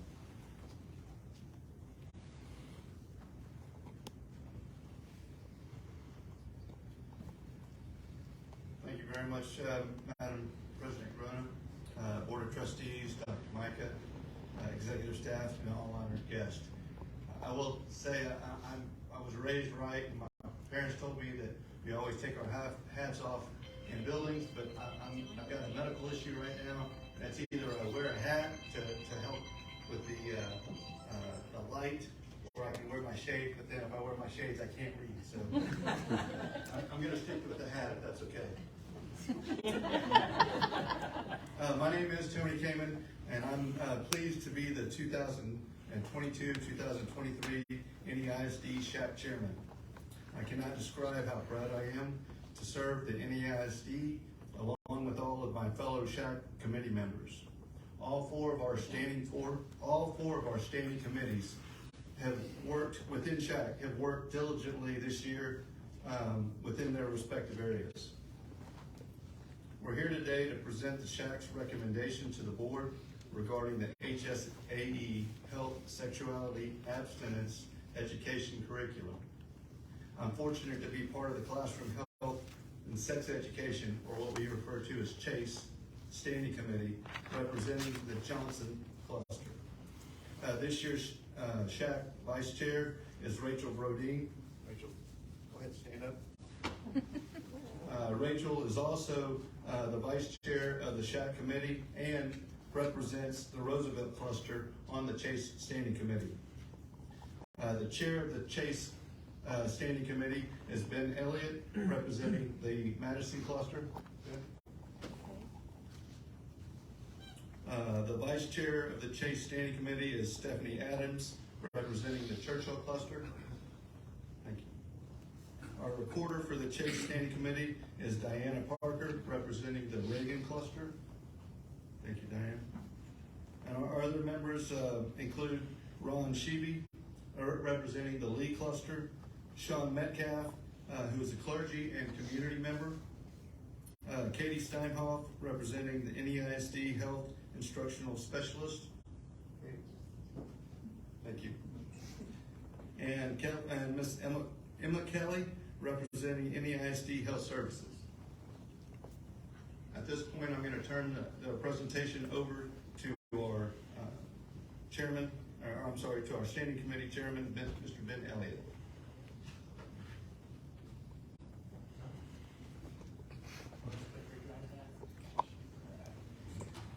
Madam President, ladies and gentlemen of the board, members and guests, thank you for having me tonight to speak. My name is Ben Elliott. As Tony mentioned, I'm volunteered to be the chairperson for the Classroom Health and Sex Ed Standing Committee. Bit off a little more than I could chew with that one, but I am more than pleased to be a part of it. It's been my honor to work with such a great group. We put a lot of hard work into this, so we're coming before you tonight with a very educated, what we feel is a very hard worked recommendation. So I'm going to go briefly through, as briefly as possible while being informative on our process. So a little overview of the review process we went through as a standing committee. Some of us were brand new to this, others had a little bit of experience, but regardless, all of us had new things to learn as it pertains to the Texas education Education Code that dictates the work we were doing for HSAE curriculum adoption, as well as the TEA TEACs that outline for us the Texas Essential Knowledge and Skills. Y'all are familiar, but for those that are listening and for other parents, the TEACs are the TEA's guidelines for what students must be able to demonstrate after the curriculum to present a good understanding of the program. After we got familiar with what we had in front of us, we had to create a rubric for evaluating the curriculum. Each of our members of the standing committee filled out a rubric for each of the programs that we reviewed at every grade level. After we adopted our rubric, we were then able to bring in various programs to review. As a committee, we worked through that, generally speaking, one program per week. And we did meet every week, every Friday, since early in January. I think if we counted, we had 12 or 14 meetings before we got to our recommendation. We met with publishers via Zoom. We deliberated as a group, sometimes more unanimously than other times, but the good news was we were always very collaborative and at the end of the day always came to unanimous decisions. So as you see here on the slide, the laws and the TEACs were our guiding force. We looked at the Texas Education Code 28004 with special focus on subcategory E, which dictates what HSAE curriculum guidelines must follow. Texas Education Code 26008 for parental informed information. Texas Government Code 2273, also TEACs compliance with the newly adopted TEACs for 2022. Then we're going to go over which curricula were put before us to review, why those were chosen, and a little bit of details, pros and cons on each. And we're going to go into more detail on the program that we're ultimately recommending to you tonight. Here's the dates that we met. So as you can see there was 16 meetings, if you include, plus 2 public meetings per law. We held the first one March 30th at CLC, which was a general information forum to the public and a Q&A session, which Mr. Hilliard, you were at. Thank you for joining us there.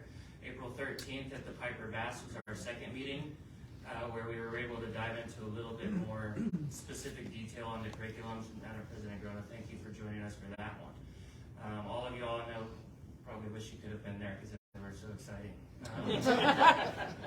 So then that brings us to April 19th, which is where the Chase Committee brought our recommendation to the full SHAC and took a vote. We'll go through more details as we go through here. So again, the laws I just talked about. I have them here in the presentation. All y'all should be familiar. I'm not gonna read you guys the laws, but as we know, Texas Education Code 28004, subsection E talks about the abstinence centrality requirements that the state of Texas requires for any human sexuality and abstinence education. There's 5 points there, 4 of which stress abstinence centrality, and the 5th one is to teach contraception or condom use in human reality rates versus the theoretical laboratory rates. Texas Education 28004I is where we have the opt-in requirement. NEISD has, as I understand, always been opt-in by policy. Now the law states it. However, we do believe that, or from what I hear, that law has an expiration date with the state of Texas. As a committee, we would also recommend that the opt-in requirement hopefully remains a district policy. So for those that don't know the difference, opt-in means you have to actively give permission for your child to attend. If you do not, if you forget the permission slip, if the child doesn't tell you about it, they're not supposed to be provided the instruction, versus where opt-out you would have to actively sign for them not to. In this case, the default is no unless you say yes. TGC 2273, that was a checklist on our rubric just to make sure that none of the curriculums that we were entertaining had any affiliation or financial affiliation with an abortion provider. That's a requirement. No governmental entity, may enter into a taxpayer resource transaction with an abortion provider or an affiliate of one. And then Texas Education Code 26008. I just put a little quick highlight there. This is basically parental right to full information concerning their students. Then again, that brings us to the Texas Essential Knowledge and Skills. These are the criteria that go beyond the Texas Education Code and give teachers and the district and us as a SHAC, as we're reviewing these curriculum rather, the guidelines that curriculum need to meet that go beyond the law, right? What guidelines have to be met above and beyond the Texas Education Code. I have another quick reminder here. This was from our public meeting, just to remind everybody that all these lessons are opt-in lessons, all human sexuality, abstinence education, and I believe there's 4 violence prevention lessons that include sex trafficking, child abuse, family violence, and dating violence. Those are also going to be included in the strand of instruction that we're reviewing. The curriculum that we're looking at includes both of these categories, and they are opt-in, meaning active permission must be given for the student to receive that instruction. Here's just a sample of TEKS, just to kind of get the board an idea of what TEK looks like. For example, up there in Health 1C, we see describe how a healthy marriage can provide a supportive environment for the nurturing and development of children. And that, there's several pages of TEKS. This is just an example. We won't go through all of that. So the review of materials. Up here we have all the programs that we started with in our box when Chase Committee got together and established our rubric. Those programs were the Esteemed Journey program, Big Decisions, the Glencoe Teen Health Supplement to the textbook that was adopted, and Choosing the Best. Heritage Keepers was brought in later. That was a recommendation by the standing committee because Big Decisions was ruled out early, as was Glencoe Health. I'm going to go into a little more detail on the next slide here. I won't read you all this, but this is a little synopsis of the PE and health department's process that they used to come to the curriculum that they felt best suited for review. Now the SHAC, as well as the teacher focus group committee that reviewed the same curriculum, all looked at the same materials. This was based off using the iChamps, the University of Texas Health Science Center at Houston, choosing and maintaining effective programs for sex education, or iChamps resources. This includes an EBP selection guide, consolidates 21 EBPs found in the database of the Office of Adolescent Health and the National Campaign to Prevent Teen and Unplanned Pregnancy. So upon review of this, such as target population, effectiveness, program length, other requirements, PD and Health Department used these guidelines to identify or eliminate some programs. It was also brought up by one of the board members. I'm trying to read small text from here. I don't have this slide memorized, but so Choosing the Best, I believe, was introduced. Let me look here. So PD and Health Department examined after the iChamps an additional 13 EBPs that were reviewed by the faculty and staff at UT Health Science Center of Houston. Compared that with the Texas Essential Knowledge and Skills, as well as the Tech 28004, and that list helped identify programs to consider or eliminate based on TEKS percentage covered. And then because of familiarity with McGraw-Hill, during the textbook adoption, PE and Health Department provided teachers the option to include the companion textbook, although it was not an evidence-based program or an evidence-involved program. The companion text did meet 100% of the TEKS. That's why it was initially included. Then the 2 additional programs were Choosing the Best, which was suggested by some current health teachers because it was used in the past by NEISD, appeared to meet previous criteria, including TEKS and the Tech 28004. And then the second was Esteem, which was mailed to PE and Health Department in the summer of 22 and was later mentioned by one of the NEISD trustees for SHAC to consider reviewing. After the process got underway, there was an email. PE and Health Department sent an email to all the publishers asking them for a letter of compliance indicating that they did not have a conflict with the Government Code 2273. In response to the request, it was learned that Healthy Futures of Texas underwent a merger that included a legacy organization, Texas Campaign to Prevent Teen Pregnancy. That merger was in August of 2022. And prior to the merger, the legacy organization, Texas Campaign to Prevent Teen Pregnancy, partnered with Planned Parenthood of Gulf Coast and Planned Parenthood of Greater Texas.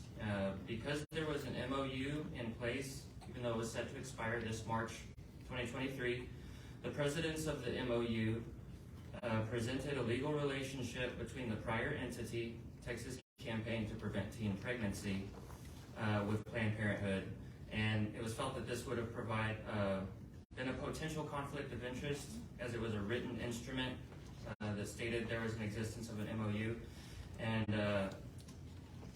thought could have potentially been a conflict with GB 2273. At the very least, would have been controversial and divisive. So that is why that program was eliminated. The Glencoe Teen Health Companion was eliminated because it was not evidence-based. Even though it did meet all the TEKS, it wasn't an EVP. That's what led us to bring in Heritage Keepers to add to our depth of variety to review, so we would have a third review platform.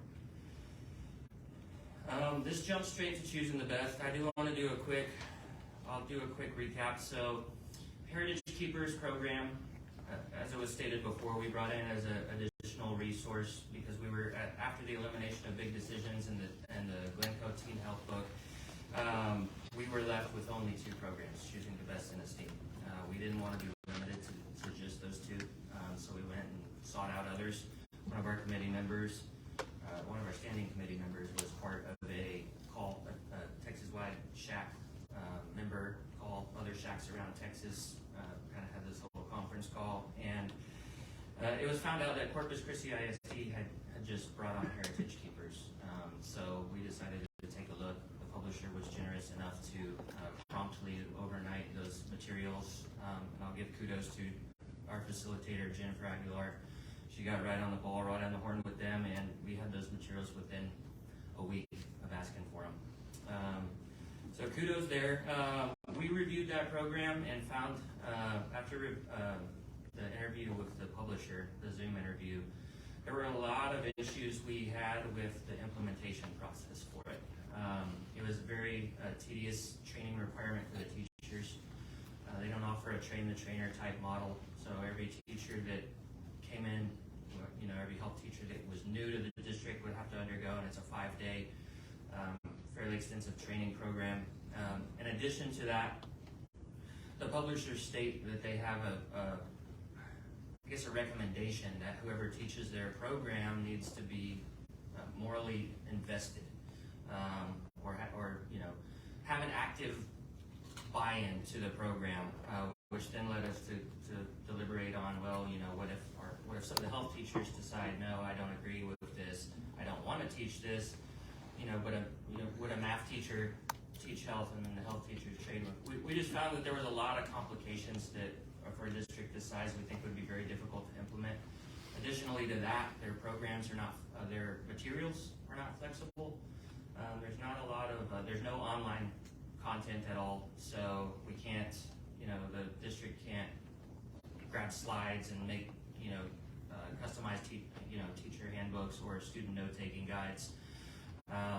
There is no digital content that could be put online for parents to view. They would have to manually go to the campuses and view it, or the sports park. So it was just a difficult, we found that it was, its adaptability was the lowest of all the programs that we looked at. And just its implementation process seemed very difficult for a district of this size. Then we looked at Esteem. Esteem was a program that had a lot of good content. It was well written. There were some concerns. There were some areas that our committee expressed, we thought maybe in some areas it was not age appropriate, maybe in the sense that it was too young for a high school class or too cartoony. And similarly on their digital content was relatively lacking. They didn't have slides, they didn't have a lot of interactive pieces, and they also didn't have teacher scripts, nor did Heritage Keepers. That brings us to Choosing the Best. Choosing the Best is the third program we reviewed. I'm going to go through some bullet points on this program. Choosing the Best wasn't perfect either, but ultimately we realized that it was the most adaptable of all the programs because its materials are very advanced. They have great digital materials, great videos. So I'm going to go through a few of the bullet points on it. So as far as meeting the TEC 28004, some of the concerns we have, it does meet the intent of the law, but there are several instances in the program where they use the term delay sex interchangeably with abstinence.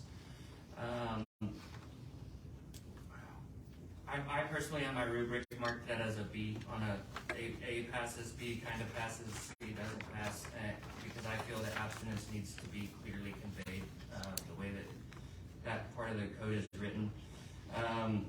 Tech 28004 specifies centrality of abstinence, so the wording would need to be corrected.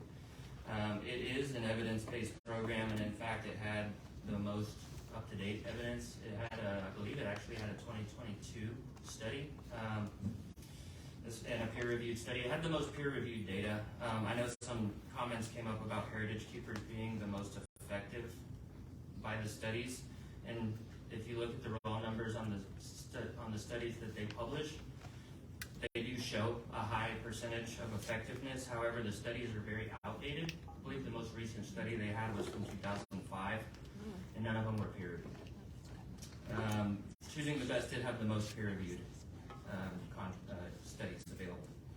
As far as the TEKS, the teacher's assessment of the TEKS, the NEISD teacher's assessment of the TEKS is what we as a standing committee use as our guiding TEKS alignment, because they're the pros. There's 52 TEKS that this had to fully meet. They met 32 fully. Partially met 16, where it says partially met. The information is there, just needs slight adjustment as to the exercises and how we get the kids to demonstrate understanding of it. Might just be adding a question or getting them to answer a question a certain way. Did not meet 4, so that's something that needed to be addressed. Total of TEKS that need addressing is 20 out of 52. As far as its adaptability, it was the most highly adaptable of the 3 programs.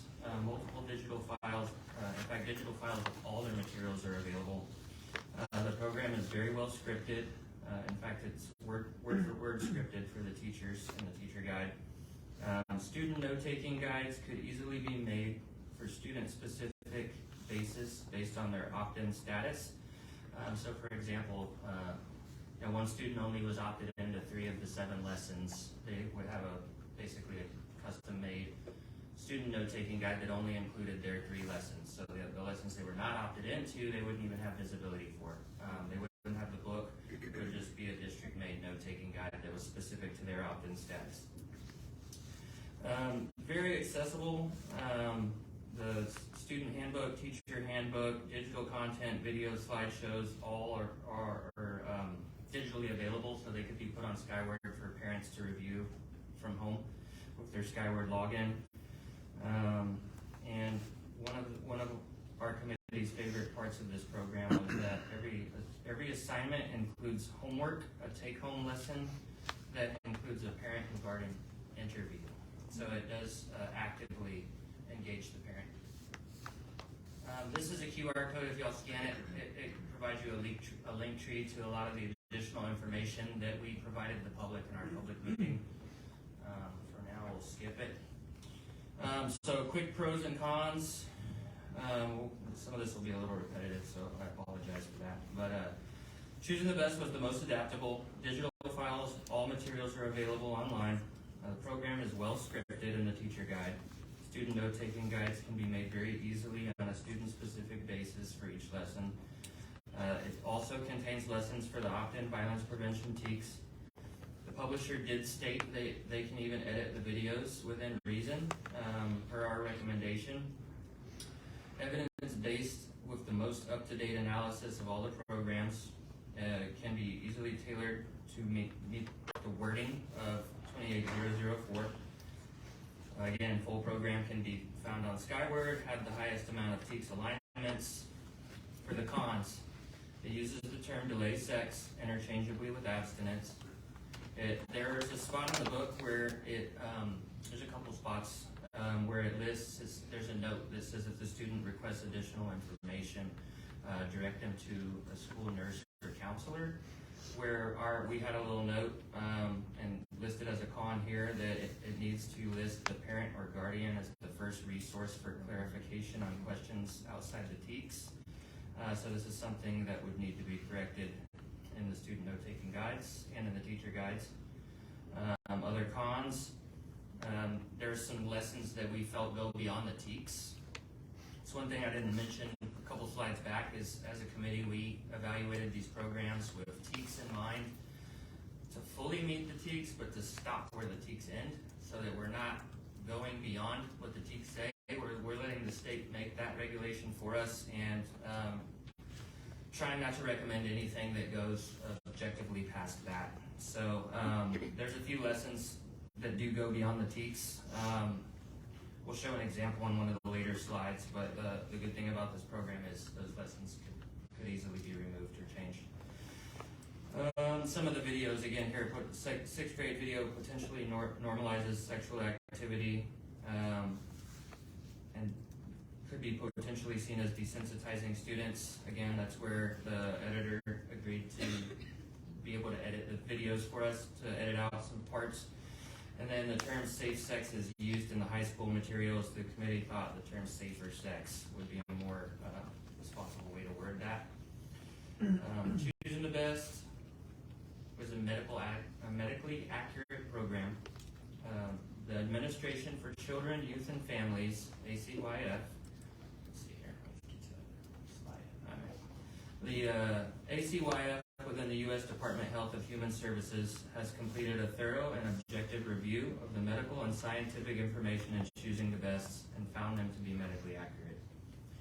Choosing the Best is committed to providing medically accurate information based on research from sources such as peer-reviewed, published journals, government agency publications, example from the CDC. So that kind of is going to bring me to, I talked a little bit about adaptability. Adaptability, as it turned out, was one of the higher priorities. All of the programs we reviewed met TEK 28004. Choosing the Best met the highest percentage of TEKS of all of them, but it came down to the fact that this program was just far and away more readily adaptable for the district to make its note-taking guides and student materials as necessary. So the key message here, this is probably the biggest part of it all, because as you saw me mention the delay sex versus abstinence interchangeability. That was something that was a high point of contention for many of us. The teachers who reviewed the program had the same comment. So our solution, our suggested solution, would be that all student lessons have this key message at the top of every lesson page. And it will be bolded and boxed like this: abstinence from all forms of sexual activity when used consistently and correctly is the only 100% method in preventing STDs, including HIV and AIDS, pregnancy, and the emotional trauma associated with adolescent sexual activity. And this wording was taken from TEK 28004. This next slide is just sort of an example of what we're talking about with edits, right? This is a page taken out of the leader guide from Choosing the Best. And as you can see, the little gray area on the side with the small text, that is what the teacher reads. That's the teacher's script. Where on the right side, that's what the student guide would be. In the publisher student guide, the script here kind of tells the teacher how to walk through this lesson. You'll see there that it's lined through That's an example of one of the lessons that we felt went beyond the TEKS. So that's where P and Health Department could go into the teacher guides and line through it, or put labels, sticker labels right over it so that it's not even there for the teachers.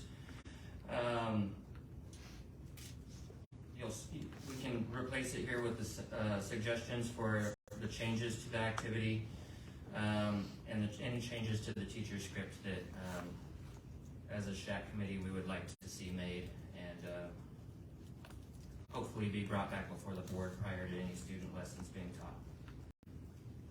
Again, just another example, I kind of talked about this one. This page shows where the original statement read, some students may have personal questions that are beyond the scope of these materials. In these situations, please refer students to school counselor or nurse per your district guidelines. Well, those aren't our district guidelines, so we would correct that to read the actual district guidelines, which state, students should first seek guidance in the areas of health from a parent or legal guardian per NEISD, and students asking questions on issues that fall outside the scope of TEKS or outside the curriculum as approved by the SHAC and board shall be left to the student's parent or legal guardian. Best practices dictate health-related questions should be answered with factual scientific information. On the far right bottom of that picture there, it's kind of hard to see, but there's an actual example of like a replacement text stuck into the teacher's guide so that the teacher's script would actually be replaced with the correct statement. And then here's just a quick comparison example of the student note-taking guides. I actually brought, Katie Steinhoff made some samples of, which I'll hand here for them to be passed out to y'all, some samples of what a student note-taking guide might look like, and actually came up with the suggestion of potentially even creating teacher guides, teacher guidebooks, district-specific entirely, rather than the previously mentioned stickers in the books and lines through the books. It could potentially be the district could make our own teacher guides as well. So I'm gonna leave these. Do y'all want this?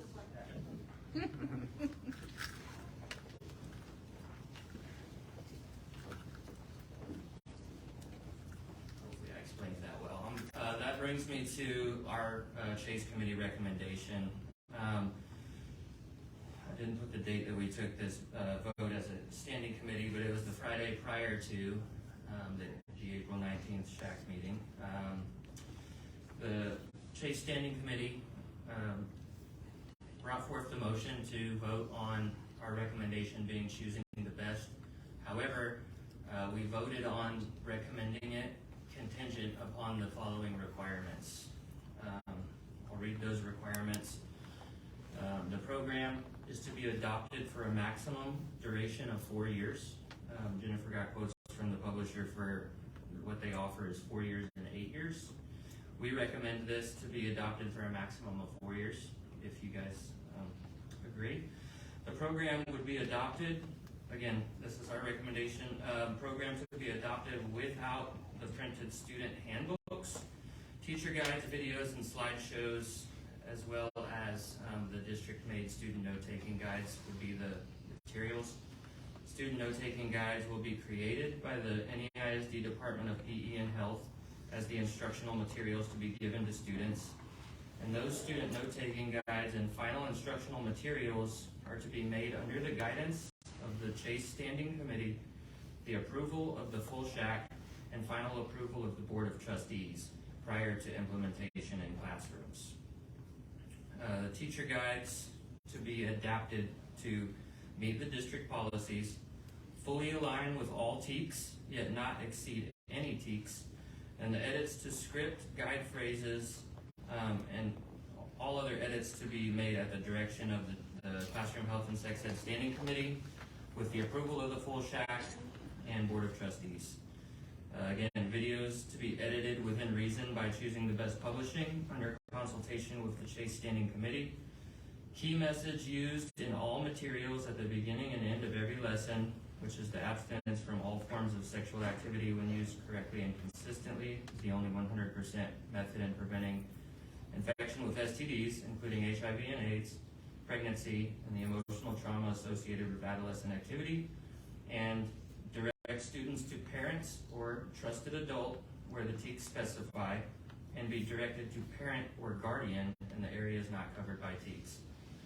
So with those contingencies in mind, our Classroom Health and Sex Education Standing Committee voted on this by a vote of 8 yay, 0 nay, and 1 abstain, who was a member of the NEISD employment and felt that at that time that they didn't want to vote, they wanted to be an informational source and not sway us. So it was unanimous among those that voted. After we voted, after we realized that we had our recommendation at that time, as a standing committee, we asked to know what the teachers recommended for the first time. We intentionally did not want to know because we didn't want to be swayed or influenced by their decision. And as it turned out, they made the same recommendation that we made.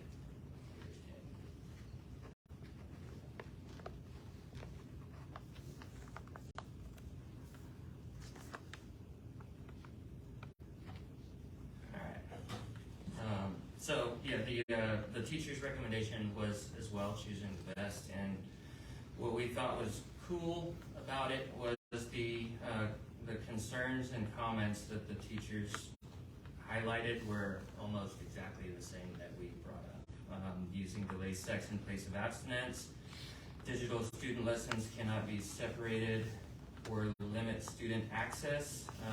That goes back to us using the student note-taking guides as the teaching materials. Student workbooks cannot be separated by lesson. Again, student workbooks is not part of our recommendation. We recommend the district-made note-taking guides.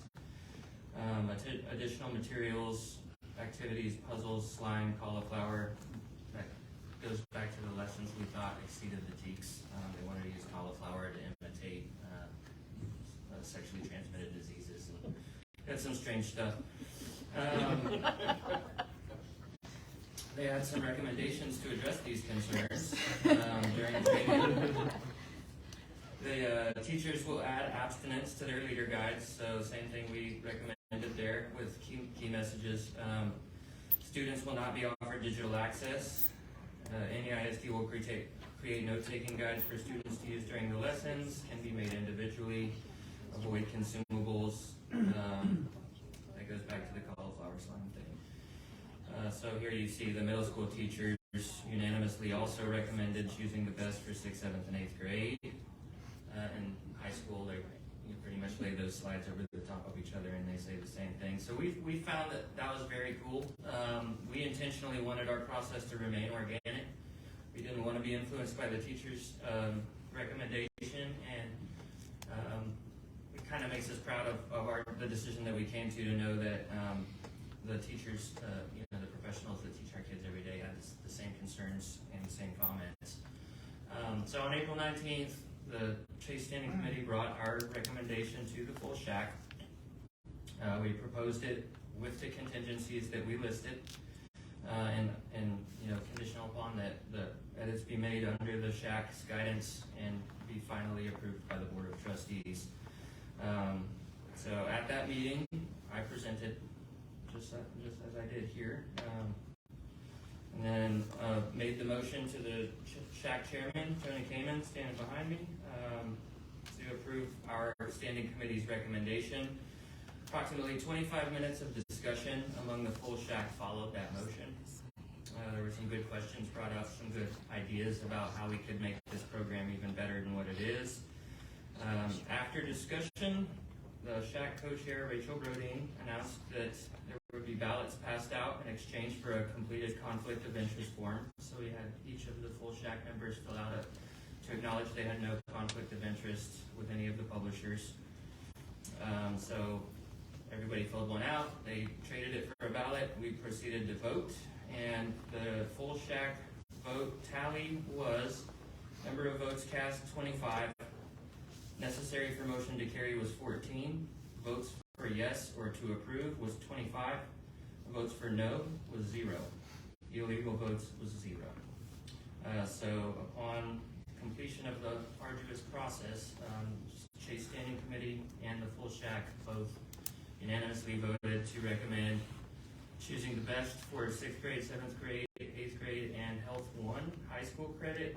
However, with the proposed changes and SHAC guidance for the edits that need to be made to really make it ideal for our district.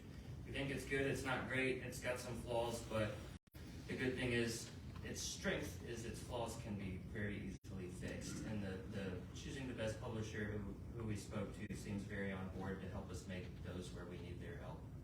And PE and Health, I think, can handle a lot of the note-taking guides, as you'll see in the examples. I don't know if they'll have them, but that's it. I guess from there I'll hand it back to Tony. Thank you all for listening to me ramble on.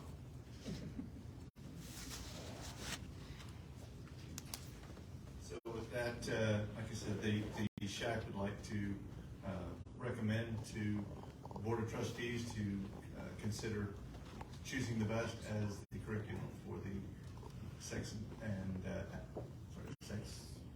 healthy sex. Education.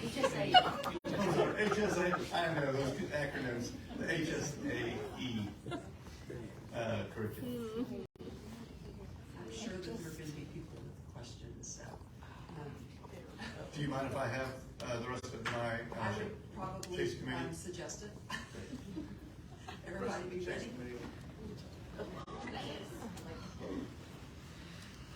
Just go around, you want to start? Yes.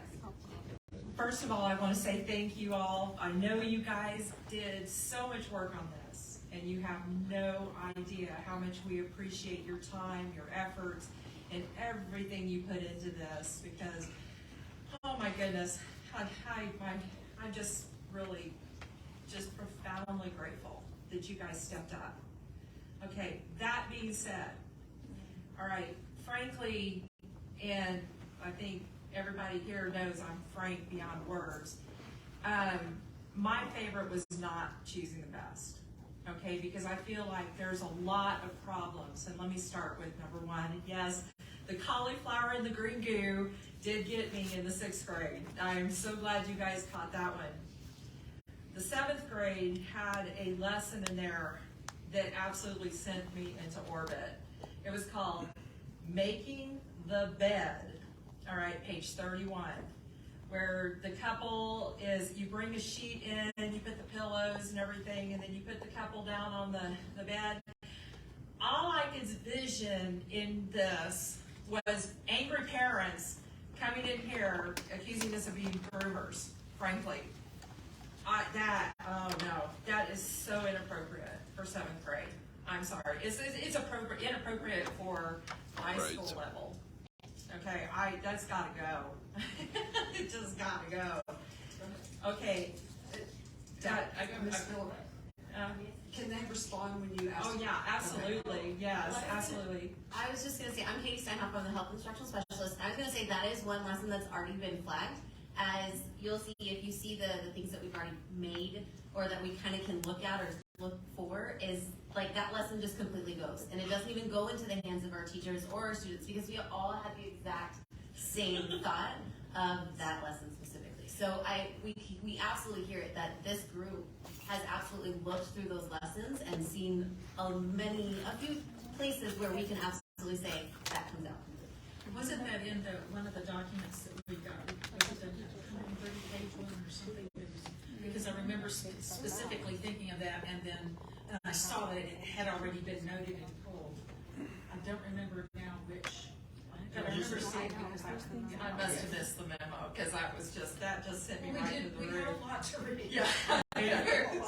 There's going to be other things that the public comments helped us a lot in identifying a lot of things, and that's where we kind of fall back to our statement and commitment of meeting the TEKS but not exceeding the TEKS, right? Because the TEKS is the guideline that tells us age appropriate, right?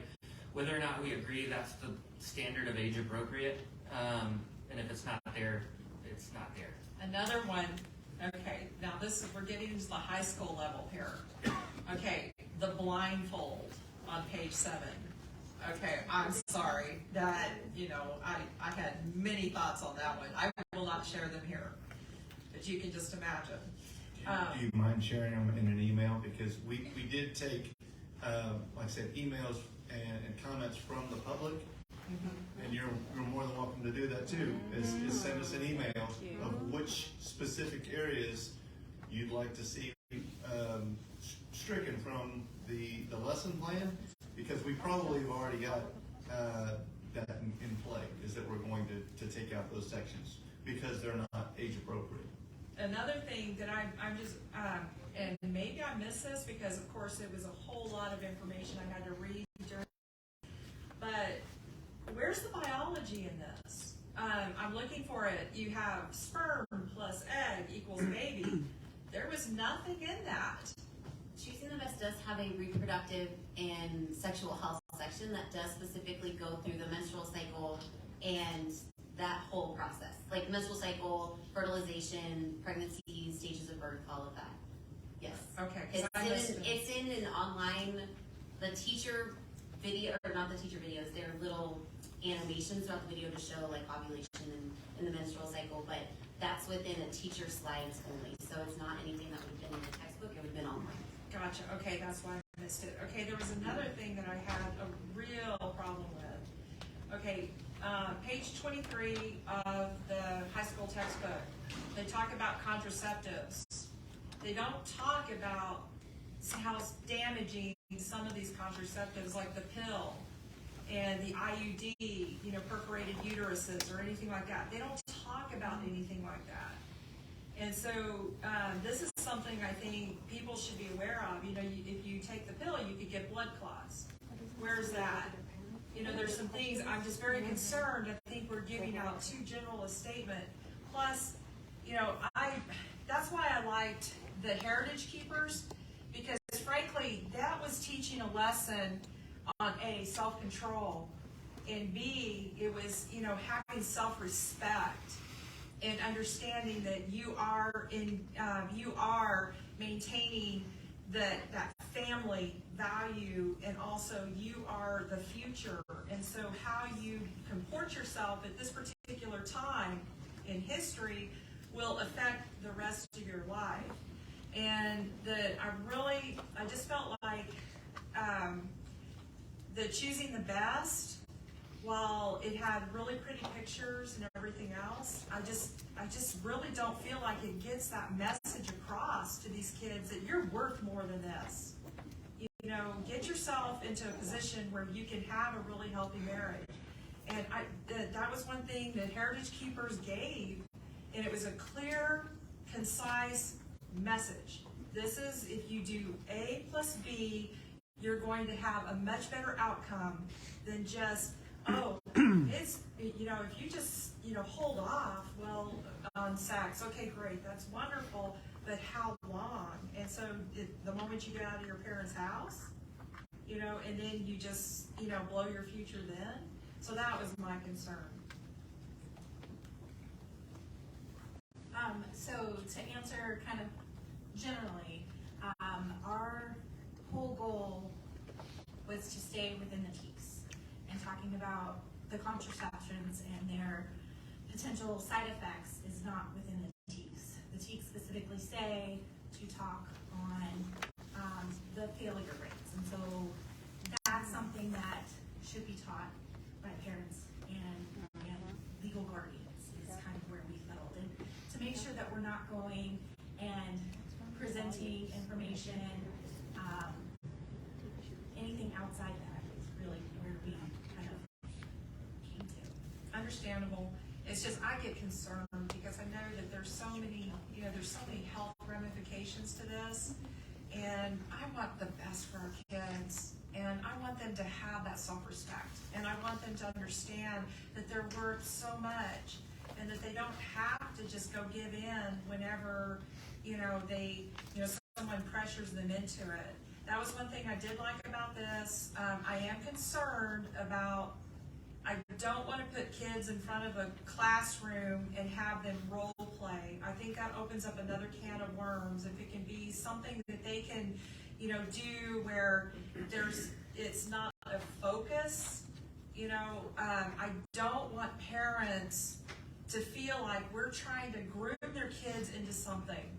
that's the last thing we want.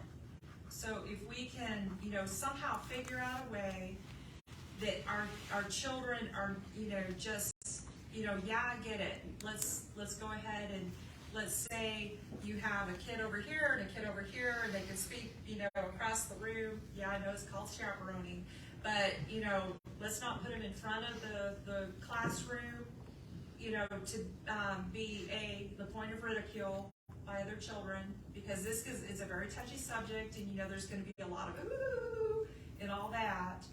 So I don't know, how can we do that? So, I mean, there's many ways. I suppose we could do that. Katie, I would let her speak to how maybe they would replace the lesson. I was just going to say something about the HSAE, back to your comment earlier. Those guides, those actual lessons are always on Skyward for parents to be able to access at any point in time. So parents see exactly what's going to be taught to their children if they want to go out and look for it. It is out there on the district's website, always has been. So you just got to go find it. Oh, I understand. And it's on the PE page on how to get to it. It's on the chat page on how to access it. So there's multiple avenues out there for parents to actively go out and actually see exactly what slides their children are going to see, exactly the lessons that are going to be taught. And that's one of the nice things about CTB was the instructions that we can be more certain with choosing the best, that the teachers at Driscoll and the teachers at Bradley and the teachers at Wood, they're all going to be teaching the same thing because they all have the same teacher guideline to utilize. I'm just asking the reason, and I think that's great, okay? And I'm not trying to be confrontational. I'm just looking at it from a parental standpoint, and with everything that is, you know, they're bombarded in the media that we are this evil entity that's trying to do horrible things to their children, which is so far from the truth. It's just not even funny. But so there can be no even glint of impropriety. Correct. When we're teaching this. And so I'm a parent, and I joined this committee. I volunteered for this because of exactly what you just said, right? Because I wanted to make sure that my kids weren't going to get groomed in classrooms. That's why I was so passionate about this, and why I'm so honored to be a part of it. What you have there, those two documents that you have, one of those is an example of what the teacher guide would be if it was made by the district. And there's a few pages you'll flip to where you'll see red, like in red. The box is in red and the text is stricken through. That where you see that, that's an example of something that can be completely removed from the teacher guide. So for example, the blindfold lesson, the make the bed lesson, the problems, the issues, the role playing stuff, right, that's in the teacher guide can be, of course, with the approval of the board and at the discretion of our committee being able to make the edits to the actual taught material, we can take all the feedback and recommend those revisions, recommend that those lessons completely be removed or replaced. You'll see in there a few lessons that we did suggest. Right on the first page, I think there's a porn problem. There was a lesson that talks about, you know, and it was brief. You know, one of the students in the video said, "Oh, you know, I used to have a problem with porn," and it kind of insinuates, right, that would kind of lead towards, you know, masturbation, right? And we, as a committee, thought that that's not part of our TEKS. That would be something that we would recommend striking through. So either in the teacher guide, whether it be a literal Sharpie strike through, or whether the teacher guide just be printed materials that they receive, that could be something that the district could certainly edit. And as Texas Education Code 28004, I believe, P states that any instructional materials to be handed out in classrooms have to have a Board of Trustee approval. So that would be something that you all would get to visit again. Another thing, because we are having to manually do a lot of the worksheets and things like this, that's cost involved. And so not only are we paying for the program, But now all of a sudden we're having to do hours, and we're having to pay people hours, to create these. And then here's my biggest nightmare. Let's say a parent says, I don't want little Johnny or little Mary to have these particular programs, and we have people making their little book things. And what if little Johnny or Mary, somebody after doing 30, 40,000 these notebooks, all of a sudden, they're tired, and then they get the wrong material. Now we have angry parents coming in here and saying, we opted out on this. Or just opt in, but let's say, but I didn't opt in on these lessons. How do we deal with that? That is a common practice for Northeast currently. So in teaching HSAE, no student is given a packet, and when we had this going, no student was ever given a packet by the publisher. It was always created by the teachers. Teachers create them per class by student, so that if whichever student did not opt into lesson 1, then lesson 1 is either taken from the packet or they make a packet specifically for that. So this is not an uncommon practice for our teachers. So they do that regularly for their students. The way we've thought this through, and where you're talking about time consuming, is that Choosing the Best already has a teacher script. Where we have, as an example of what we could do for a teacher guide, that's merely us looking at two side by side and being able to take their teacher script and put it into a format that's only for Northeast, so that only our teachers see that guide. They never see the actual CTV booklet, because we want them to be teaching specifically from Northeast guide, from everything that Shaq, Chase, you guys have decided. So that's partly why I see the cost and I see the work there, but there's a teacher script. Other programs do not have a teacher script. So we are starting from scratch, and where it says, say, students, today we're going to talk about lesson 1. We are starting at that level for other programs where CTV already has that, and we can adapt to adding words, taking out words, taking out whole activities, or adding little pieces that help meet those partial teaks that we found. And the publishers, and he has said that. He has said that like we've talked with all publishers on what is your adaptability and what we can do, and we have the okay from all publishers to be able to do things of that nature. This one being the most adaptable. I will comment just comparatively, because you have the question about the publishers commenting on it. Esteem was similarly open to us making adaptations. Heritage Keepers actually took exception to us tampering with their copyrighted material to a degree. So it's not to say they didn't have some good stuff, but theirs was very difficult to adapt, right? And to your point, any of the 3 programs would have had to be adapted with teacher note-taking guides. Heritage Keepers, as an example, is their level 1 program is listed as 6th grade through 12th grade. The very first lesson starts out by, in effect, surveying the sexual experience of the class, and one of those levels of sexual experience was being raped.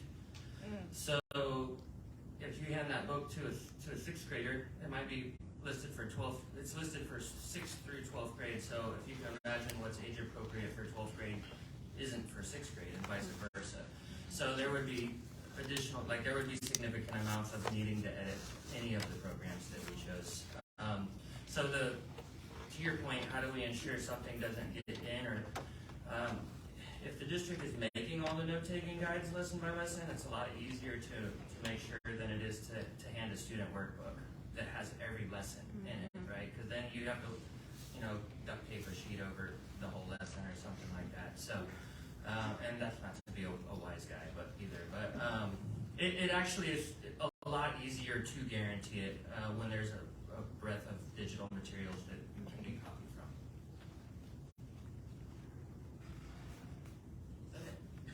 Sorry. That's okay. All right. Do we want to just go down the line? We're going to be jumping around.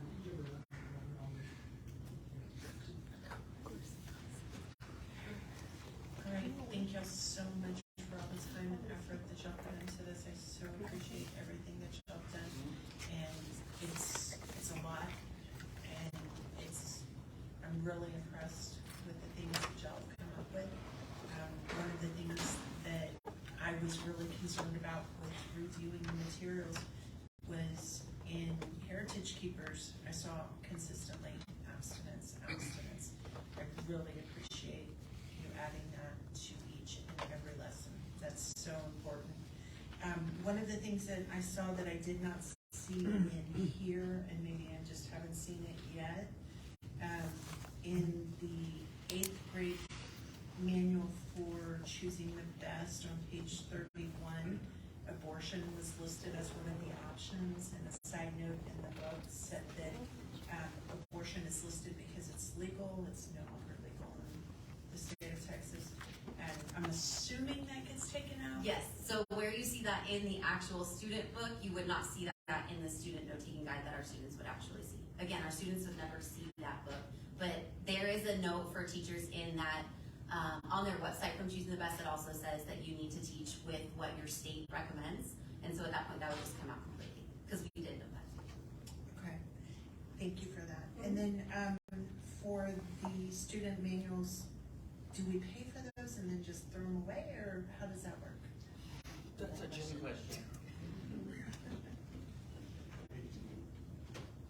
You did such a great job. I didn't need to come up here. We're actually paying for licenses, so that's going to allow us to snip those images and make that note-taking guide for Choosing the Best. So we have no student workbooks coming to us at all. We have teacher licenses to use it in the classroom. Okay, perfect, thank you. And I think that covers everything I had.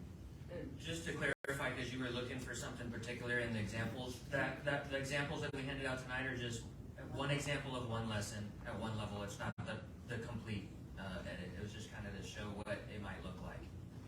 Okay, thank you.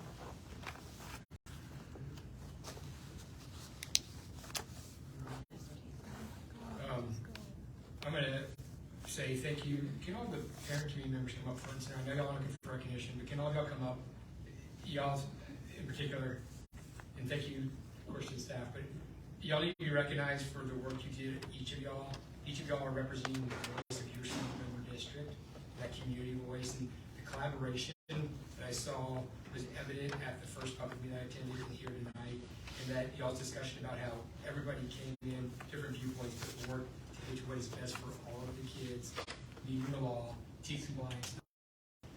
Sincerely, thank you, because we can't say it enough, honestly, because this is a huge commitment, and it's all volunteer time that y'all stepped up, and your impact is for the next X number of years and hundreds, thousands, tens of thousands of kids if the parents choose to do this program. So truly want to just say thank you, start with.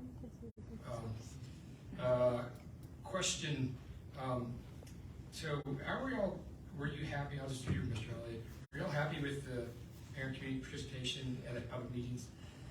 I would have personally loved to see a lot more participation. I think, and I'll go ahead and complain a little bit, I feel like the advertisement of our public meetings could have gone a lot farther and more widespread. I personally never saw the flyer from my two principals for the first public meeting at all. It may have been posted in the schools. I won't call them out by name, but I didn't. I never saw it for the first meeting from my two principals, and I heard that the principal notes that did send them out was maybe within 3 days. So I think it could have been advertised a lot better. So that's just my personal opinion on it, right? Well, here's my question, because we as a board had a discussion about public meetings, very clearly, do we find it up to the committee? So I guess my question would be, because I was waiting as a parent, why was the decision not to use the district-wide email? Because we have that, we get emails every day as a parent, random stuff about the district. So why did Chase Committee not choose to email out to the entire district? Because obviously this impacts everybody. It was not y'all's choice? So, who made the decision, I guess, or where was that getting, I guess that's what I'm trying to understand, because obviously you tied the district scorecard and parent engagement. What was communicated to me was keeping it standard for what we do for all public meetings, and for the other public meetings, we weren't sending out an email blast, and so this one would stay within the same, so that we didn't set a precedence to do something for this public meeting that wasn't typically done for other public meetings. Okay, so you were told that by one of your bosses then? It was, And you didn't make a decision? It was above your level? correct. It was just a conversation that we had and trying to come up with, and it was after the first meeting, when there were concerns. Mr. Elliott had mentioned that he never saw it with his principals. We met to talk about, how do we do this better, make sure we get it on the website, but yes, that was something that was. There's two parents, a Churchill parent and a Johnson parent, made that, I think, the first public meeting. And we as a board were formed on the 6th of March. We had a flyer.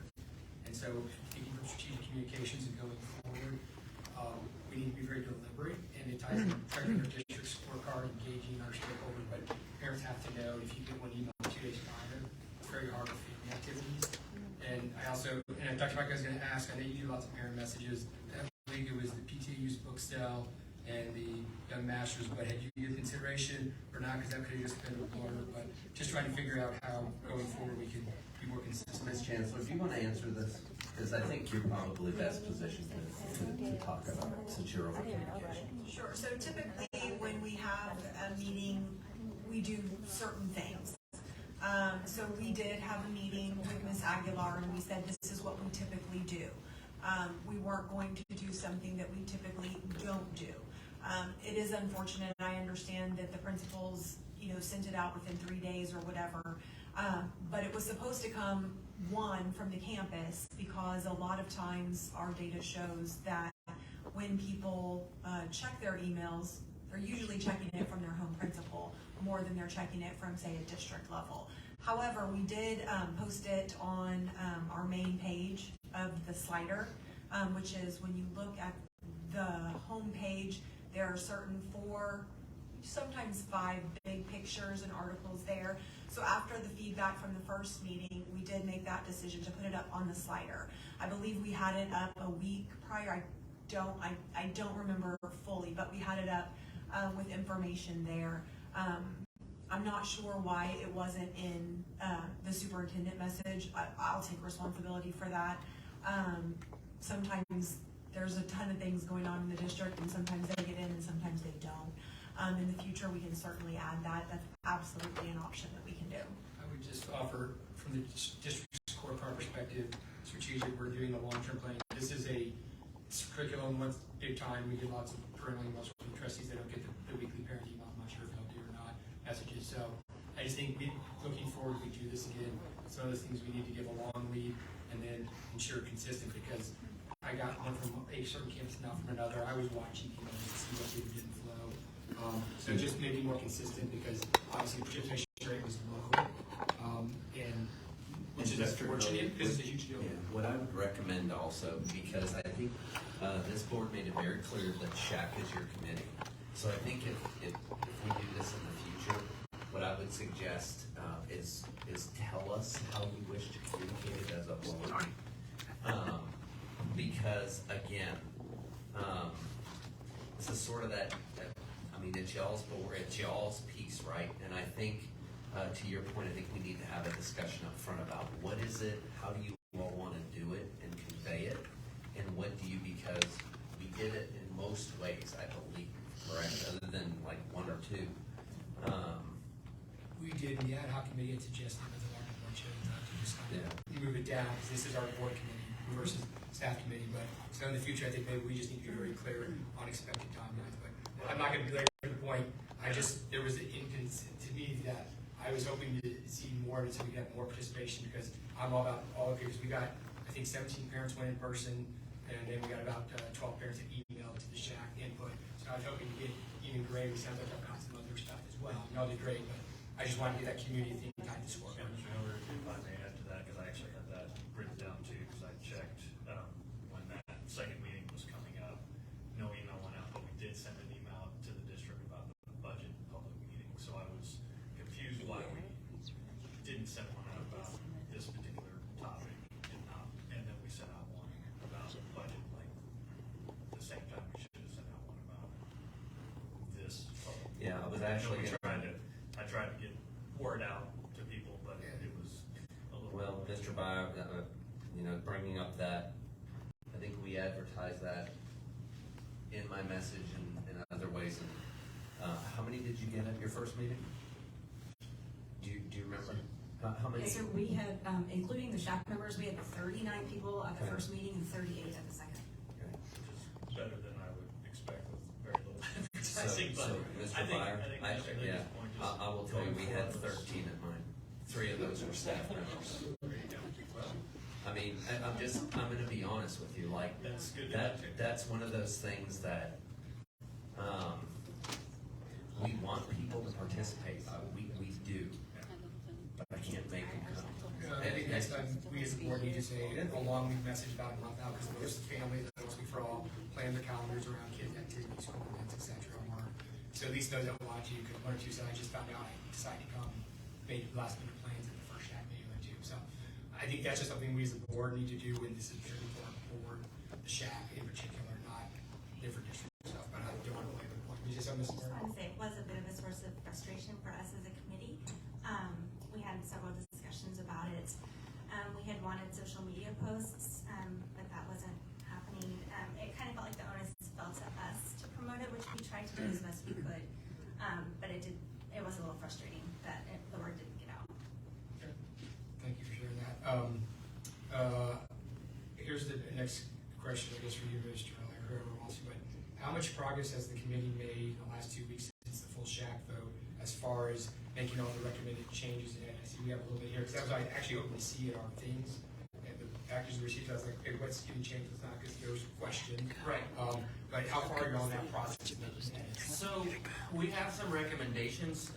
We don't have a lot of edits, and part of that, I guess I'll let rest on my shoulders as the chairman of the committee. I felt it would be more responsible to get an approved program before we spent a lot of labor, right? Because if you guys came in and are like, no, we don't want it, then, you know, that's kind of where I thought we're going to reconvene this Wednesday after this meeting. Okay, this would be more approximately, how long do you think is going to take the committee to make the edits and run it through, you know, choosing the best students, choosing the best publisher, and then it's gonna have to go back to the SHAC to comply with the law to get voted on before it can come back to the board for us to do it. So how, can you get that done before 30 June, or is that? So our what we've been talking about is getting it done before 30 June for High School Health 1. That way all the students that are taking it in first semester don't miss it. If we're not able to get 6th, 7th, and 8th grade ready by that time frame, there's a little bit more, we feel like there's a little bit more leeway because that can be taught later in the year for those levels. But we do feel like that's something that's attainable to be done in a timely fashion for the High School Health 1 level, for sure, so that the first semester students don't miss out on that. Okay. For the parent previews, is the Chase committee, the parents are writing it, or is the district writing it, y'all approving it? Who's gonna do the parent preview, just so you know, what's the plan on that? So the plan is for Katie and Jen to do the actual editing and putting together of it, but at our direction, right? We convene, Katie's part of our standing committee, so we make the recommendations in committee, and she puts them together for us to then approve. Okay.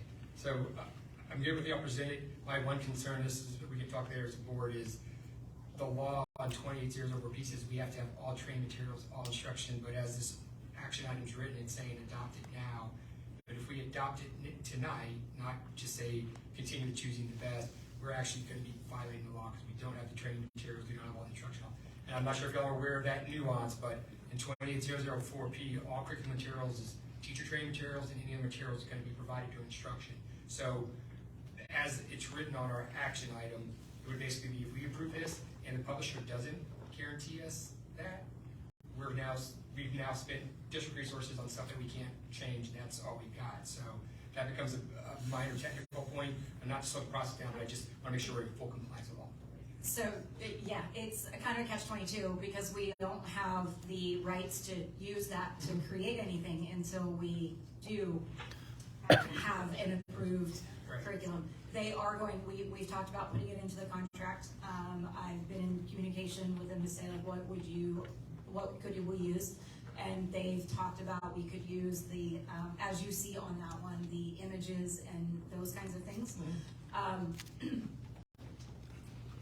in preparing for this, so I know they didn't meet because they said, prudent until we have something, because you all changed your mind, knowing that their recommendation was choosing the best. Katie and I have been trying to come up with a timeline that we could do this, which is why we kind of thought about high school.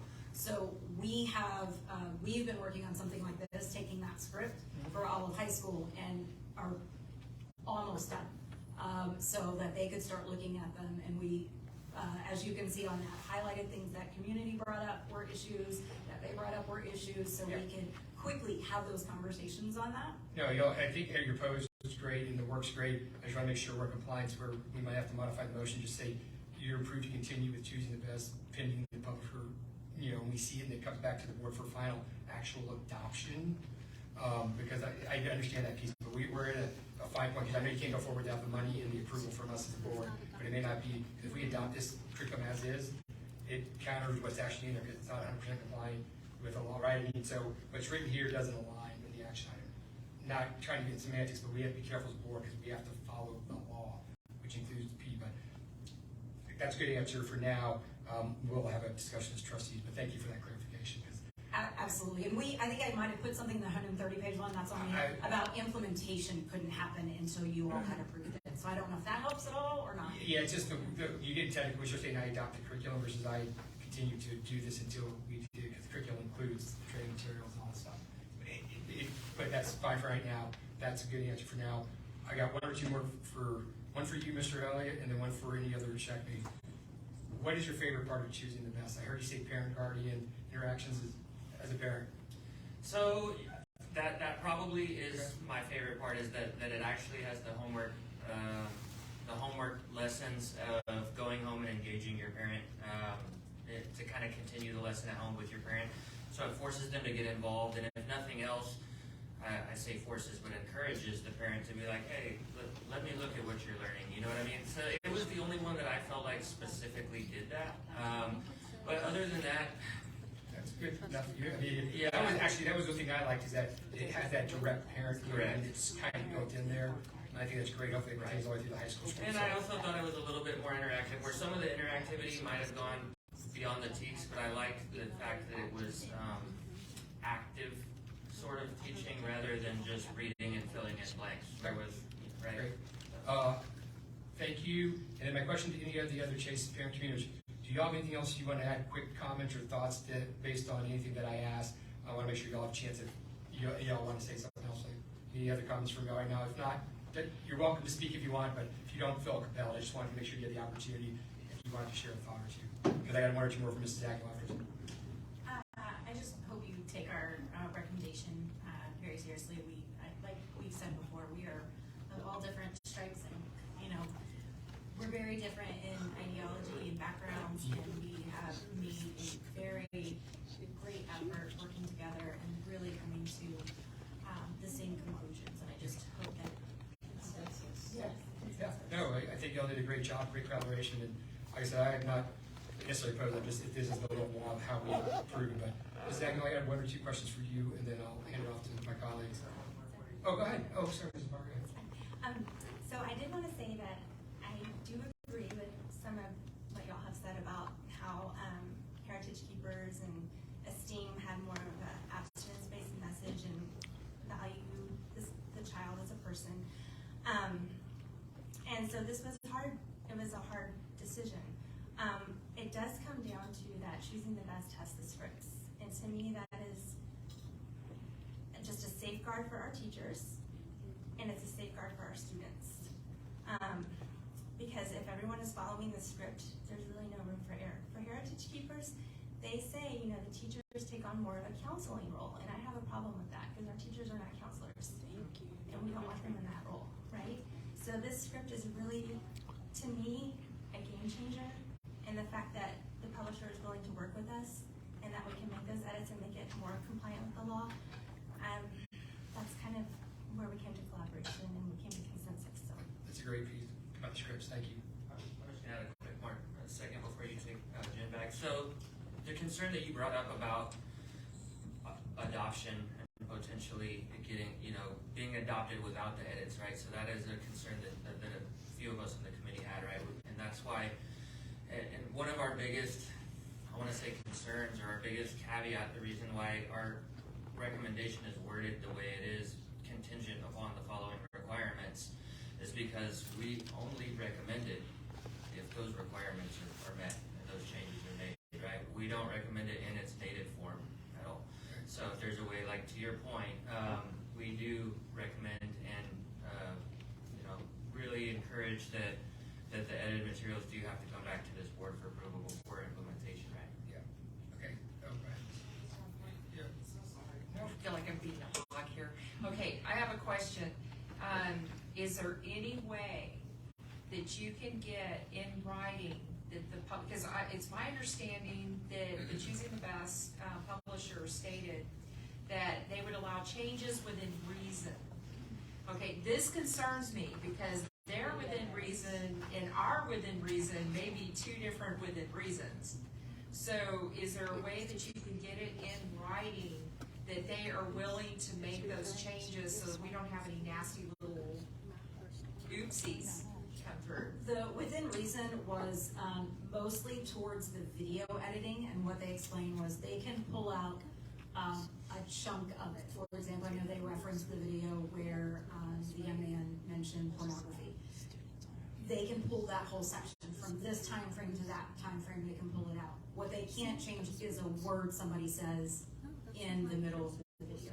So that was their within reason, and they had said they couldn't change the print book, which was why our initial example that Ben showed to Shaq was the strike-throughs in the teacher book and where we would put a label on it. It was when Katie and I were planning and we went in and looked at the actual teacher slides. And so what you're looking at on that teacher script is the slide, and Choosing the Best was the only one that had actual slides that the teachers could use to teach from. So you see the slide that kids would see and the exact script that the teacher would say, and they are very willing to work with us to do all of that. So their within reason was mainly just, we can't change a word that one person says in the middle of the video. If we're taking whole chunks out, we could do that. And yes, I met with Jimmy Ramos he's with IMA and procurement, and he does a lot with the textbooks, and we talked about having those things worked into the contract. Basically, we can take stuff out, but the actors aren't going to come and respeak it. So while it's not a 100% guarantee, there's a high level of confidence that all the text stuff's going to be no problem, and then the video might be in chunks. Is that the short version of it? Yes, sir. Okay, that was my question for you. Obviously, this year there's new BDF local, new bylaws, and as we switched a bunch of the parents, community members out, as we went through the process, the verification process, did you do that? Because obviously we had a big conversation about where everyone lives. So did you do the verification for all the new members, where they reside, all the stuff with single memberships and all that stuff? Or is that not done? No. No, that wasn't listed in my part. Okay. I just didn't know if it was after people, there was a conversation about making sure people, that's why. Wasn't sure if that was, because I'm just thinking for whatever, I know the bylaws are gonna come back with suggested edits from y'all. I didn't know if there's stuff. Can you clarify that question? I thought it was our responsibility when we put them on. Well, that's what I was trying to remember out if we put it on, Mrs. Aguilar, do a check, because I know the previous year, all of them got checked, because I got emailed back saying yes, no, so I just didn't, I was trying to remember if we asked her to check or not, or verify, because there was questions that we got emails about, are you sure that blah, blah, blah, so I'm just clarifying. Yeah, we can go back and look. I It was on us. Where the conversation ended up is that we were specifically putting people on there rather than, I think in years past, there were people getting added and recommended that maybe we didn't necessarily. Okay, I was trying to remember, so the answer is no, that's fine. I was trying to remember as we were doing this, I'm also thinking forward with the bylaws, things coming forward for all that stuff. You mentioned conflict of interest. There were no conflict of interest. No. So that's what I thought. I'm almost done, I promise. The one other question, this is another timeline thing. So first public meeting happened on 30 March.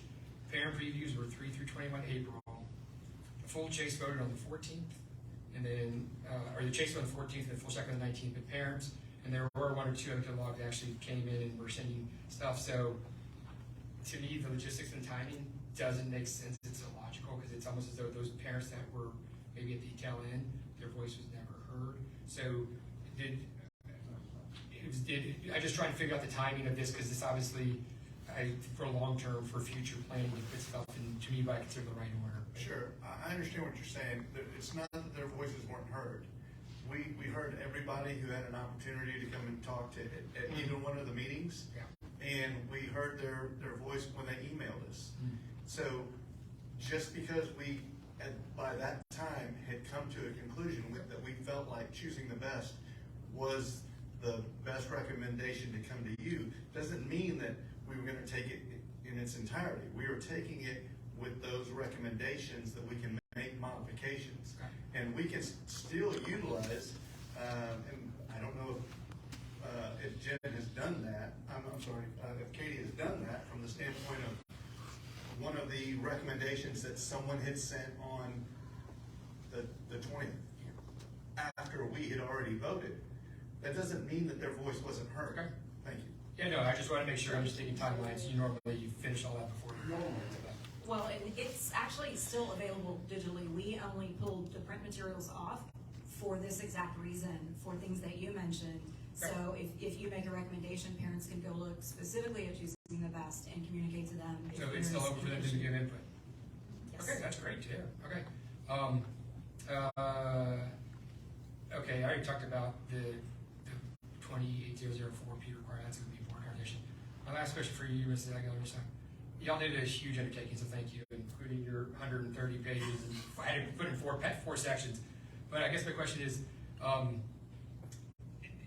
hope you enjoyed it a little bit and like working with this group. Is there any comments you want to make to us as a board? Because I know there's a lion's share of work on the staff side as well. But I want to give you a chance to kind of say thank you all to y'all as well publicly on the staff side.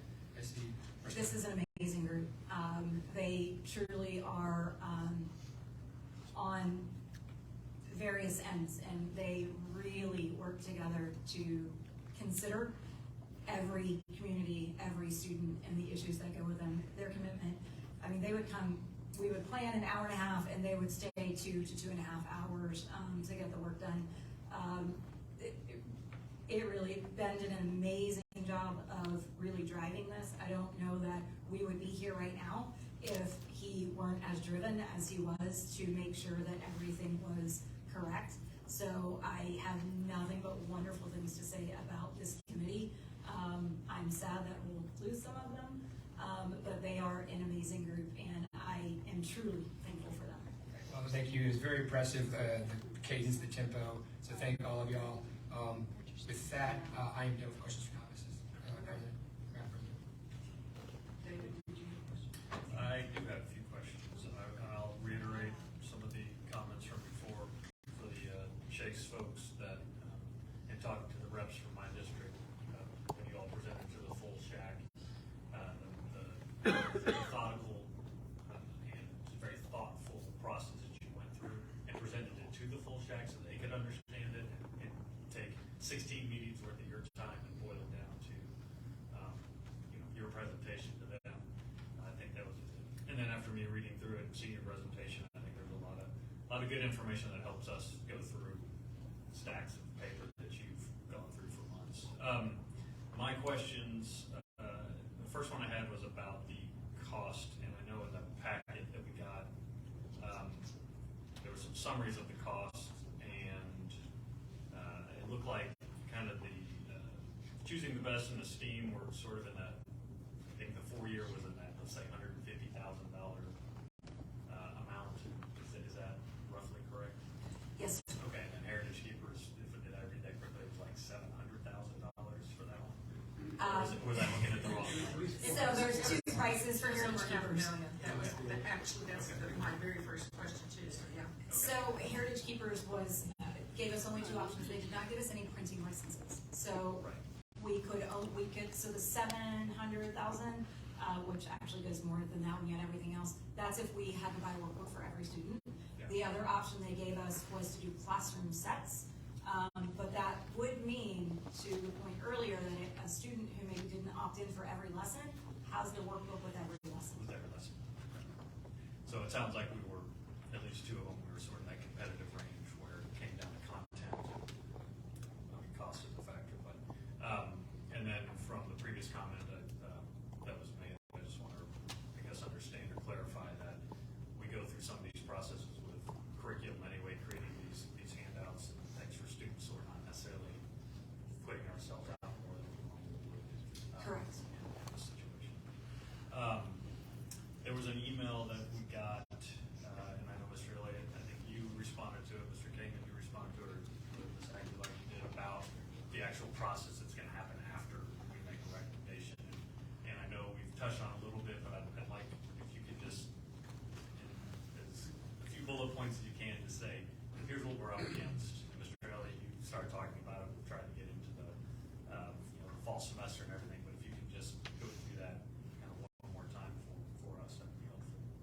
Absolutely. So we are up against the clock a little bit with high school and Health 1 because those students will take it first semester.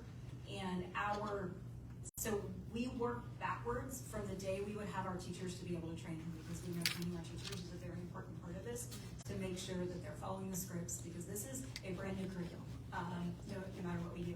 So that date that we have all of our teachers, where we wouldn't have to necessarily pull them out of instruction, would be on curriculum day on August 8th. It's the day that we would have our second year teachers full time. So moving backwards from there would be, we have to get it, let's say, in front of the board, and before that, it would have to go in front of SHAC again. So this is why Katie and I were trying to be a little bit proactive with our fingers crossed, knowing we might be wasting our time if you choose to go with something else.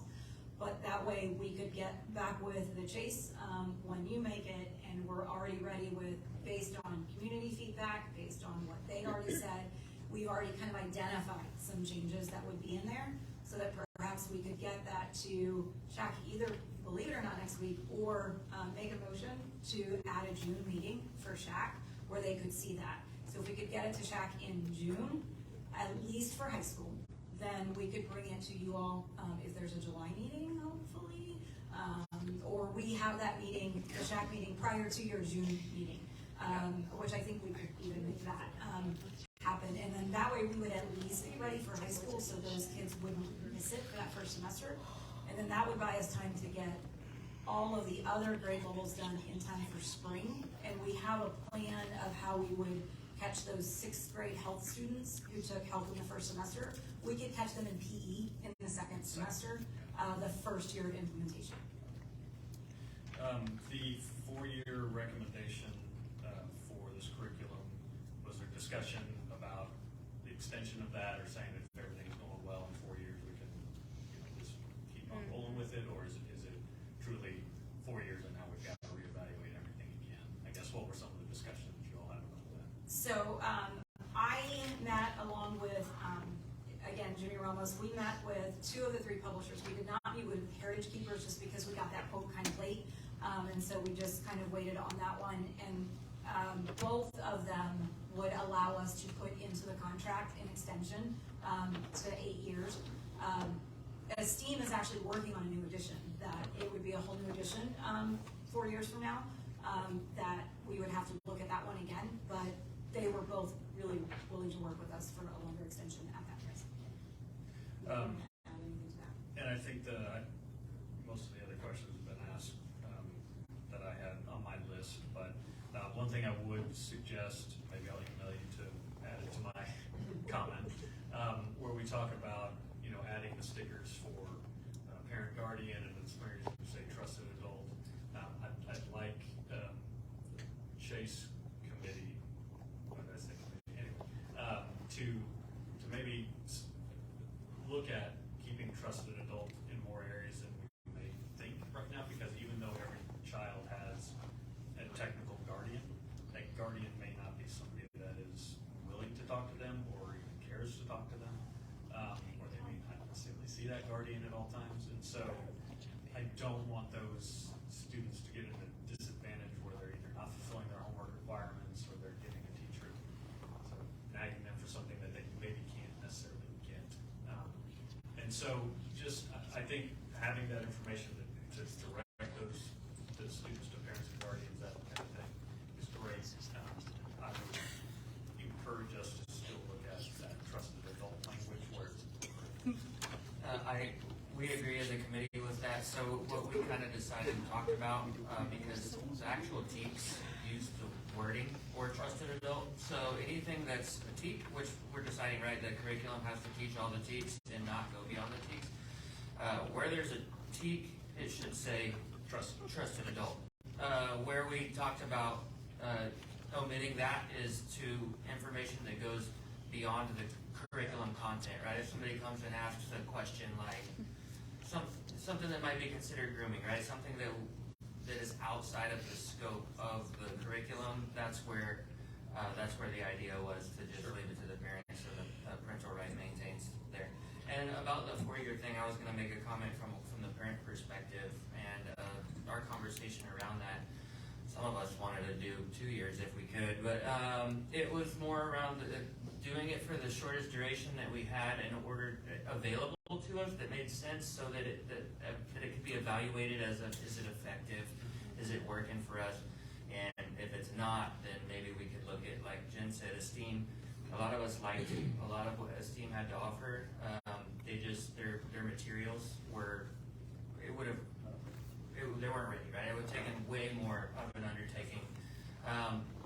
But when we met with them subsequent to the last parent meeting, we had one more meeting and we met with them, and the publisher is like, we can do whatever you guys want us to do, but we don't have time to do that. So that was just something where we think would be worth reevaluating after 4 years. Well, and I think that gives if you start in 6th grade, you've got 6th, 7th, 8th, 9th, potentially, or whatever, you get into high school, so you'd have some, I hate to break it down to data, but you'd have some feedback as to what's effectively working for 4 years.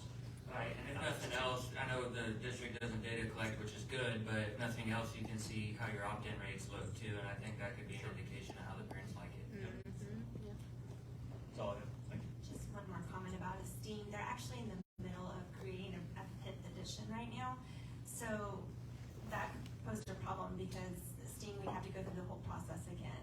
We were looking, what we have is the 4th edition. But if we, adopt something for 4 years and we decide this isn't working for us, Esteem will have a new edition available at that time that we could always look at if we wanted to do so. Yeah, about Esteem, that one of the things that caught my attention, I did notice it was in its 4th edition. And if you have a connection with their publisher, can you please tell them, if you're going to put out something for the education community, to please check your typos and your grammar and your punctuation. And oh my gosh, that was embarrassing. I was thinking, if I'm a teacher and I'm giving a student something where they can't spell counselor, where they can't spell minor, as in digging in a minor, it was stunning. The number of, and I read almost every word, I think, and I could not believe the number of grammatical errors that I saw. So that right there, even though I really respected a lot of their lessons, some of them were very thoughtful. The one on bullying, they had some very good comments on bullying and on freedom. I thought there were some really great statements in there. But their data was so old. I saw some that was 1993. And if this is the 4th edition, by then, and even their last edition was 2020, and when they did the media lesson, didn't even have TikTok.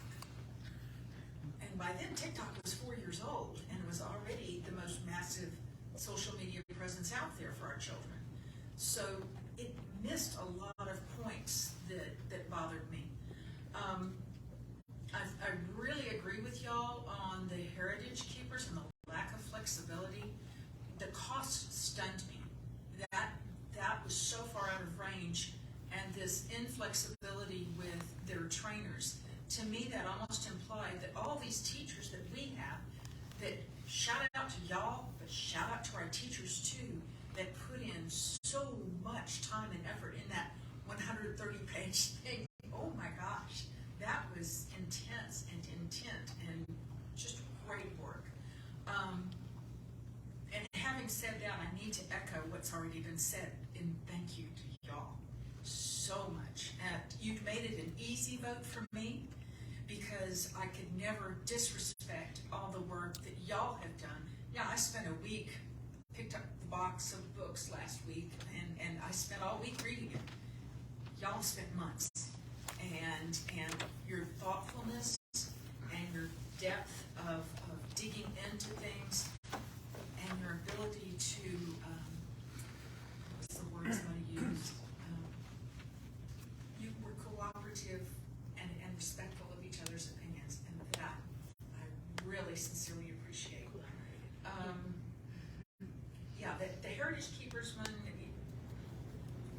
it made me very uncomfortable. To say that their trainers had to fly out here from South Carolina just to teach our teachers, I'm sorry, but I have a lot more faith in our teachers. I think they're pretty outstanding professionals and don't need their hands held that way. It seemed to indicate a lack of trust in our teachers, and that greatly concerned me. The other thing about both of these other programs too, Esteem and Heritage both seem to put more of the burden on our young girls. There did not seem to be enough support for our young men in facing situations that could be detrimental to them or to other people around them. It was all about, particularly with Heritage Keepers, it was about how you dressed.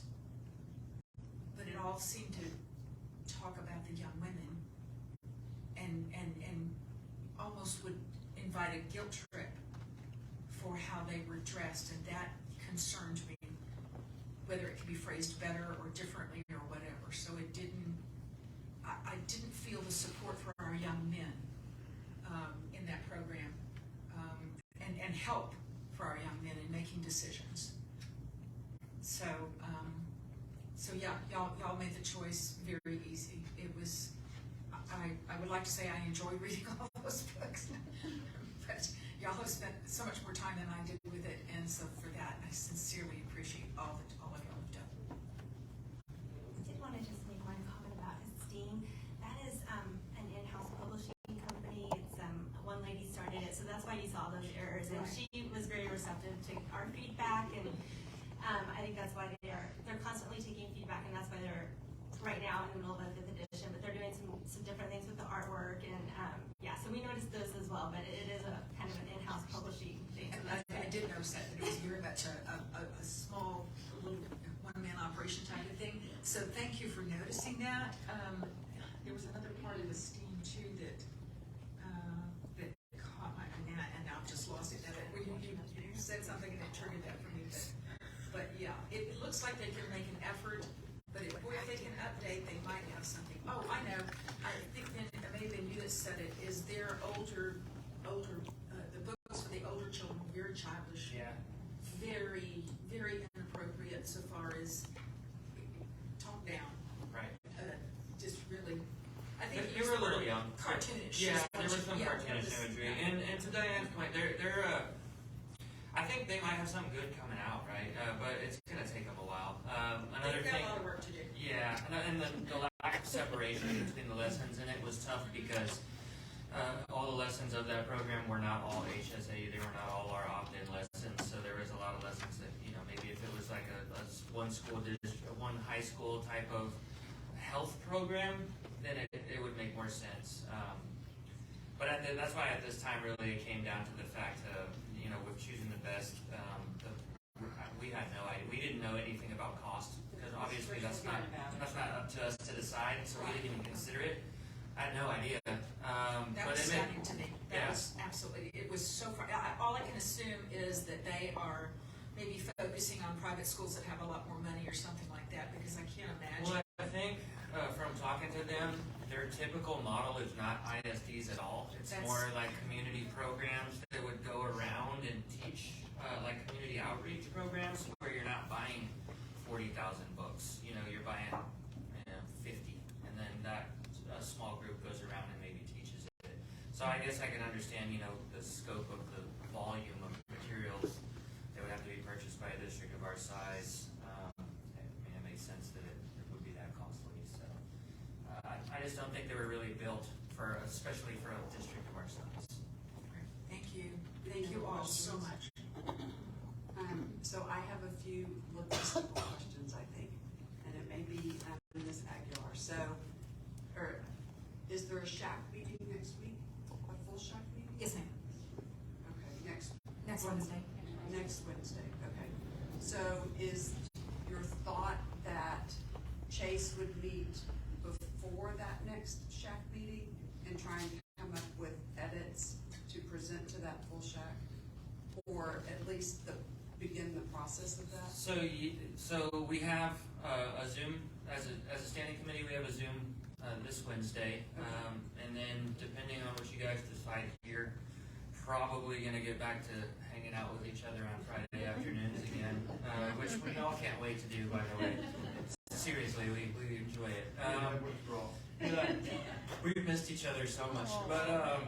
But to your point, we could potentially have 2 meetings in that time period. That being said, we discussed if we're able to bring it to the shack next week, we will try to, or we may at that meeting make the motion to create a June full shack meeting, either in time to be y'all's June board meeting, or at least to be sure we have it in time for July for y'all. But the goal is to do as much work as we can up until that point. If it can't be done, then we'll probably try to set up a meeting in June. Okay, because typically we don't meet in July. We can have a special board meeting if we need to do that. And we meet to approve personnel when we have to. So it's not uncommon for us to come together for a July meeting. It's typically quick though. But, you know, I guess our regular meeting in June is 21st, is 24th, is 25th. Our Yeah, regular regular meeting, I meeting think is it- June the The last regular meeting's June 8th, but we got another one on the 19th. Yeah, we've got a June 8th So and a June those 19th. are budget studies and those types of things, but if, you could always add it. Yeah, I think we had talked about potentially June 5th for the shack meeting if we can't get it So done. then that would be before the 8th. And then I'm sorry, were you gonna say something? No, ma'am. Oh, June 12th is the regular, June 12th is the regular board meeting. Okay, you don't have it in my brain. And then we have to notify parents before the school year, right? If we're going to offer that, and when does define before the school year? So that's typically done through a Skyward notification. And it goes kind of with that welcome packet and all the forms that the parents sign at the start of the year, so it's part of that. Okay. And we, you know, with the adoption of the program, if that's the way to go, we feel like we could still give those descriptions of what's gonna be in those lessons. So, you know, the tweaks that they're looking at making are small tweaks, not a huge, they're more like activity tweaks, not whole lessons. And so we could still meet that description. We still know our window of time. And so we would be able to meet that deadline. Okay. And I had another question, I just lost it. So I'm wondering if we can make the motion to be a recommendation that is basically, on, and I don't know, was the recommendation in this? Cause I had printed the rest of this recommendation. Can I ask one more question before recommendations are made? Okay, I'm a show me type of person, okay, and I like everything in writing. You know, you say it, it goes into the wind, you write it down, you own them, okay? Is there any way that we can get the changes in writing from the publisher stating that they will make these changes, they agree to change A, change B, and also to the videos, that they are willing to make those changes? Because I'm very concerned, because I know how, you know, you lock yourself into stuff and then all of a sudden it's like, oh, you never said that. I don't know you. That sort of thing. But is the only change, sorry to piggyback on that, but is the only change the publisher would have to make would be editing the videos? Because the script and the note-taking guide, that's all on us. All on us. Okay, So really, and how many videos are you thinking that you want to change? So there's one video per lesson per unit, right? So high school, for example, I want to say had 7 videos. I had comments on 4 of those that were a 5-second change, maybe a 2-second change. So it's nothing that affects the teaks? Or Correct. it's just something that goes It's beyond that? something that would take out what goes beyond the teak, but keeps it within. Was it necessary? Right. Okay. I'll give an example.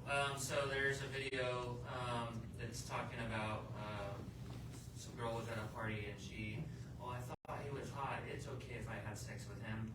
You know, I'm like, no, that section right there, just snip it and forget it. And the young man talking about briefly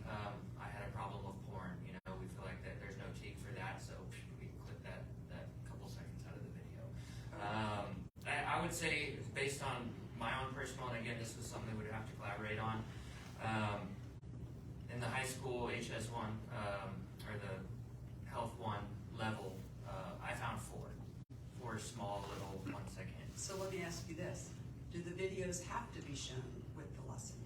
I don't think. It depends on the lesson. Sometimes the lesson goes back to what was discussed in the video, so we kind of have to look at each lesson on its own. The videos are only about 4 minutes long. For Yeah, I each watched a lesson, lot of them, so. And I think in discussions that we had about some of the other curriculum that was very text heavy, honestly, with a lot of our students having that breakup of something visual is probably going to be. I guess my point was, if there was a video that you wanted to edit and somehow the publisher said, we won't edit it, my question is, could you do, I guess it depends on what the lesson is and what the video is, as to whether you could do it without the video. Right, and so we could, our teacher training would pull that out completely if they felt very strongly that needed it cut and they couldn't cut it. And then we'd have to go back and tweak the lesson to make sure the activities all still work without that video. Okay. And I'm gonna echo what everybody else has said, but, Ben, you did an amazing job at the public meeting. You did an amazing job presenting to the full shack. Thank you for taking on this task. I know that it has been, an onerous one and probably not fun, but you've done an amazing job, and thank you again to all the parents that, sat on this committee, because I know that, you brought some very diverse points of view, and you came together and you did what you thought was best for all 60,000 kids. So I just want to commend you for, working together and doing that, and bringing what you feel is the best recommendation. So thank you. Thank you all for y'all's support as well. And I want to take the time to thank the rest of this standing committee. This team I appreciate the pats on the back once in a while because I don't get them enough at work. But genuinely, this group of people behind me and the ones that couldn't make it, it really was the probably truest definition of a team that I've worked with for a long time, and how we were in the beginning relatively far apart on things. As you saw, everything came together by unanimous decision, and that's just a testament to the collaborative effort and the cooperative ability of everyone on this committee. So I definitely can't take the credit. It was a joint effort. So, and also thanks to Jen and Katie, because they did an outstanding job getting us the resources and information. And Emma, sorry. Emma, by the way, she needs to be y'all's official timekeeper because she's the best at it. Anyways, it really was my pleasure. So thank you all. Thank you. All right, so do I have somebody that would like to make a motion regarding this item? Madam President, I agree that we direct the Chase Committee and staff to finalize the changes with choosing the best to ensure full TEKS new compliance as presented on the screen right here, and then follow proper SHAC procedures to come back to the board as soon as possible for final complete adoption in accordance with the law. Basically, go forth and prosper, but we need those materials finalized to comply with the law. And we need approval and Well, that's to say, we're approving you to go forward and buy the materials and do all the edits, but we have to have that to be the final approval. But that's the motion, is that could direct them that they can purchase the choosing the best publishers and then do all the edits as presented to make sure we're in full compliance as addressed. So does that wording get us the ability to go purchase? Does that give us the ability to go forward? Can we? Or do we have to say adopt? I guess that's my. My concern with the word adopt is that means you accept it as is versus we want to give. Well, can we say that we adopt it with the recommendations that they've presented? In the final completion of it. Yeah, we can say we adopt any final completion of this and final approval of the board. I'm okay with that. Can I play the devil's advocate here? Okay, what if we spend, $150,000? And then the things come back and it's not what either these wonderful people out here had had suggested, and then we're, what, now stuck with $150,000 bill? And again, I think it's just the videos that have the. Well, I understand, but what if but there again, some of the activities are tied to the videos, and if we can't use the videos because they refuse to do what we're asking them to do, is there a way that we can do maybe a partial payment and say, until they will show us something? I think, or do you have to pay the whole Didn't thing? you say that they are, Jennifer, Tony, somebody said something about you have talked to the publisher and that they are amenable to working with you?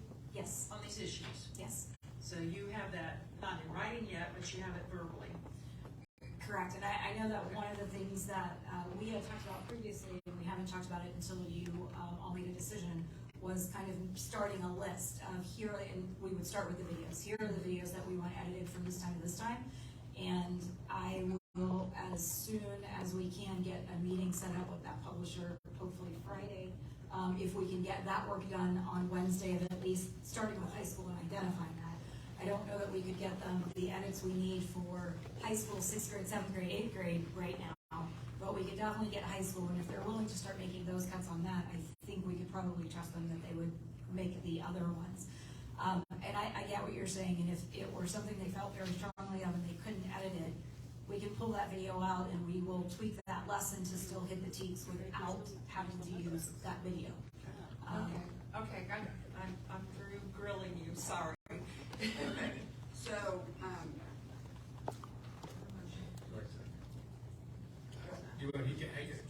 I'll make the motion that, I move the motion that we adopt the Choosing the Best Curriculum with the caveat presented by the SHAC to come back for final approval when all editing is done. I second. All those in favor say aye. Aye. Opposed? The motion carries. Thank you again, thank you for all your time. And if I could add, we asked the community to do this, and the community brought us something back, so I think we did the right thing. Listening to our community and going forward with it, so thanks everybody for all your work. And just kudos to Tony to explain the hat issue, so thank you very much. And I'm always curious when people come in hats. All right, so Julie, we're moving on. Yes. I had a full head of hair before this committee started.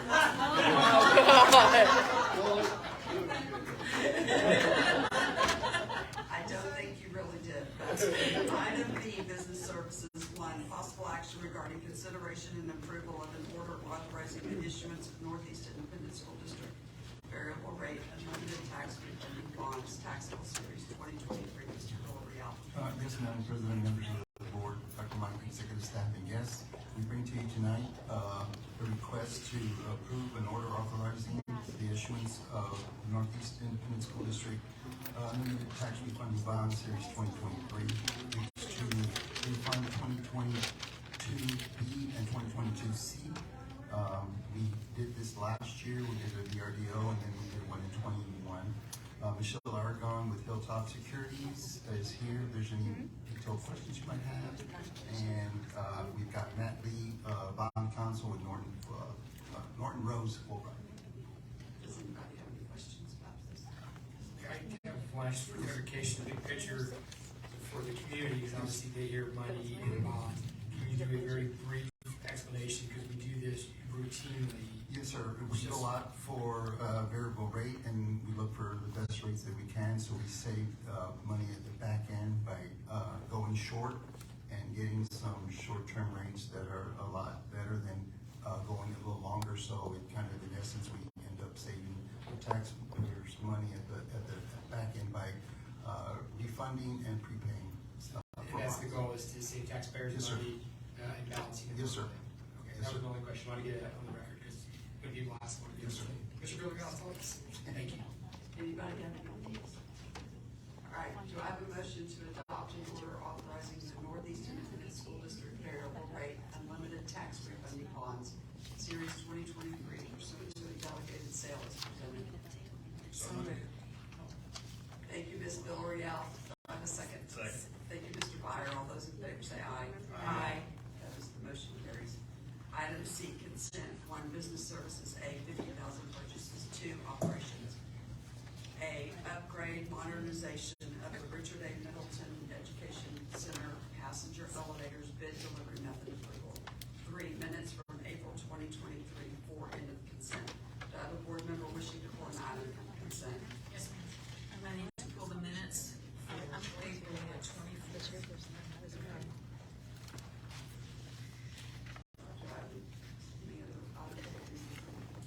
Do I have a motion to approve consent without the April 24th minutes? So moved. Mr. Hilliard, do I have a second? Second. Thank you, Ms. Landry. All those in favor say aye. Aye. Opposed? Motion carries. And my apologies, I should have called the office and let them know that I did catch a small error on the April 24th minutes, page 2, item 2A1. It shows that the motion was made by Landry, and I went back and I had in my notes that it was Villarreal. I went back and checked the audio and then zoomed in and everything, and it was the motion. So it's just a change of motion. Okay.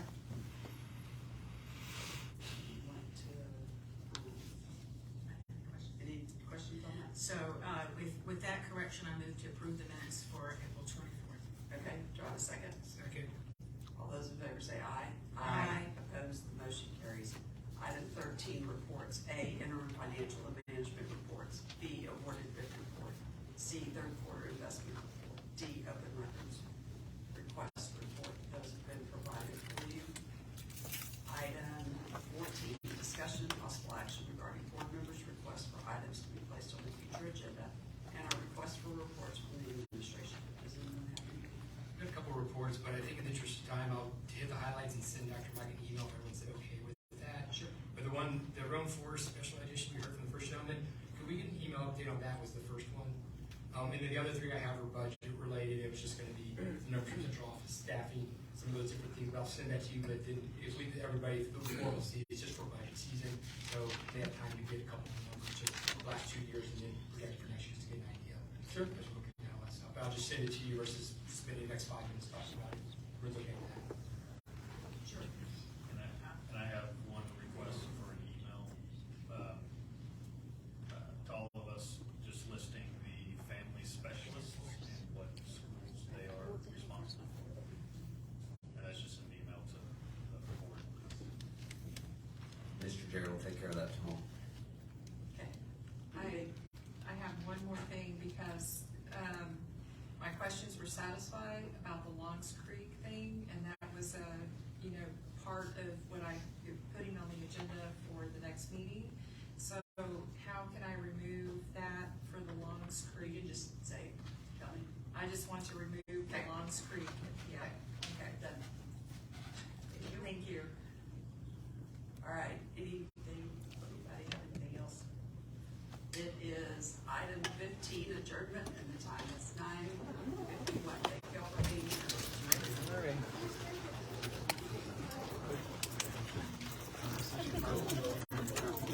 Moved it right behind the truck. I'm in the parking garage.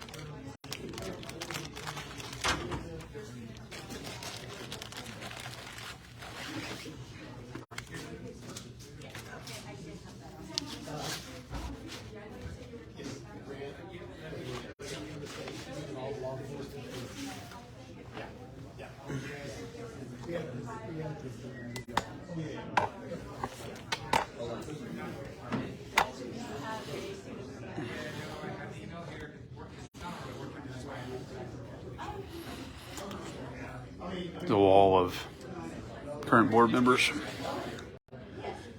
All were present except for District 2, Terry Williams tonight.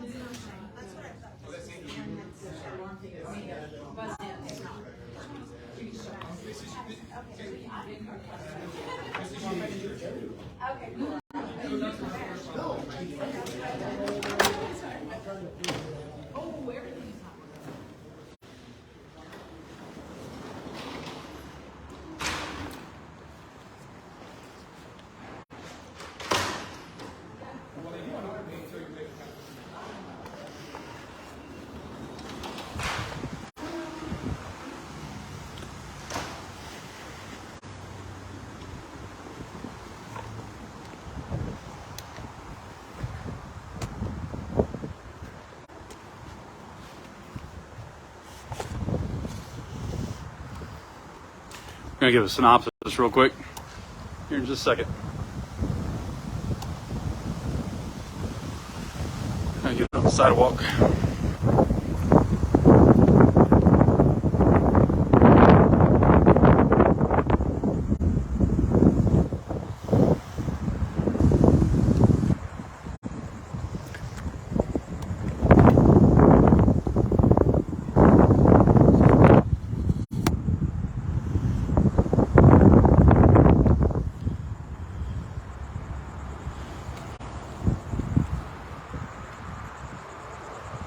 This is Patrick Von Dublin reporting to you live.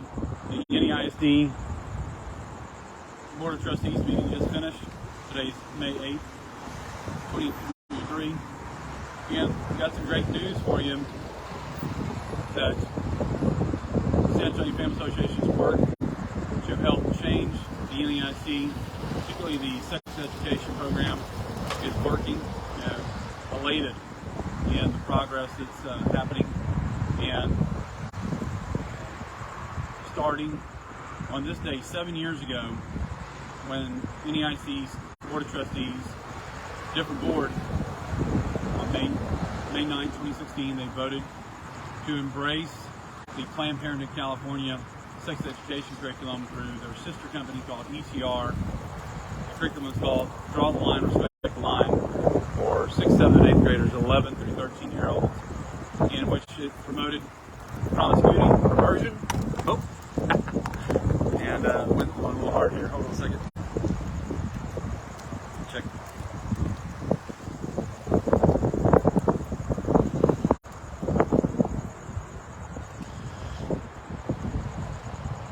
Hope the wind won't blow too hard for a second. Anyway, so that curriculum promoted promiscuity, perversion. It's not the wind, it's the airplane.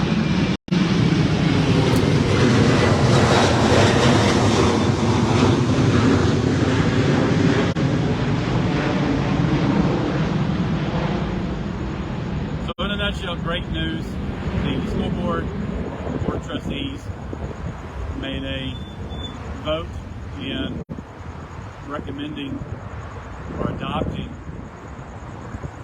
Choose the Best curriculum. We would have preferred Heritage Keepers, but all three of them, any three of these would have been a step in the right direction to help protect children, to not groom them, to get closer to the basics of biology and anatomy.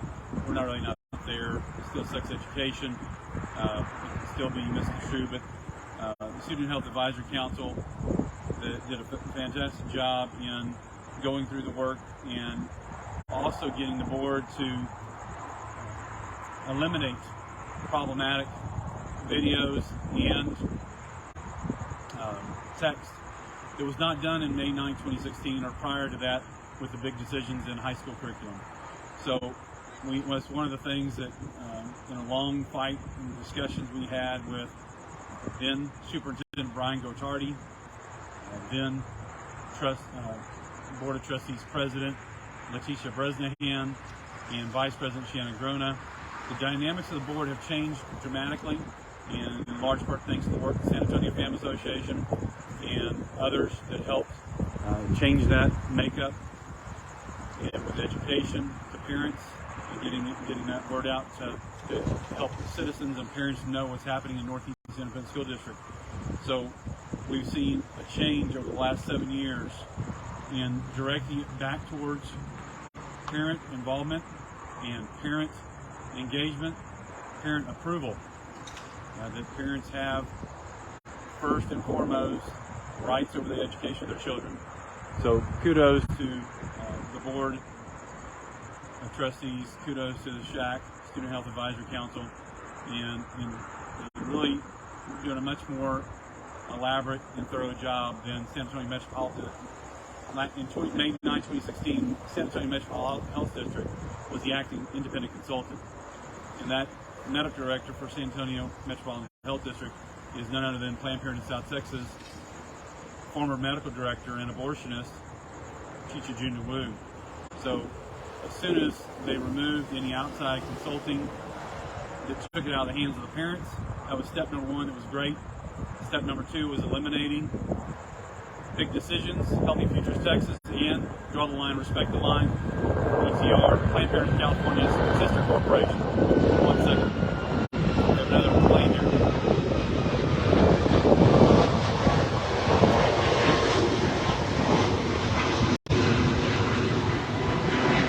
That was not quite as loud. So, good news is on the rise for parents and protection of Texas children, particularly children here in the Northeast Independent School District. We'll have more information tomorrow. We'll do another interview with SAFER President Mike Kanufke. And also want to thank Kelly Greshel and Linda, who showed up tonight. Kelly Greshel has been a fantastic lead on this initiative of the San Antonio Family Association. So thank you very much for watching. There are good changes coming to help protect NEISD children. Have a great night. Adios.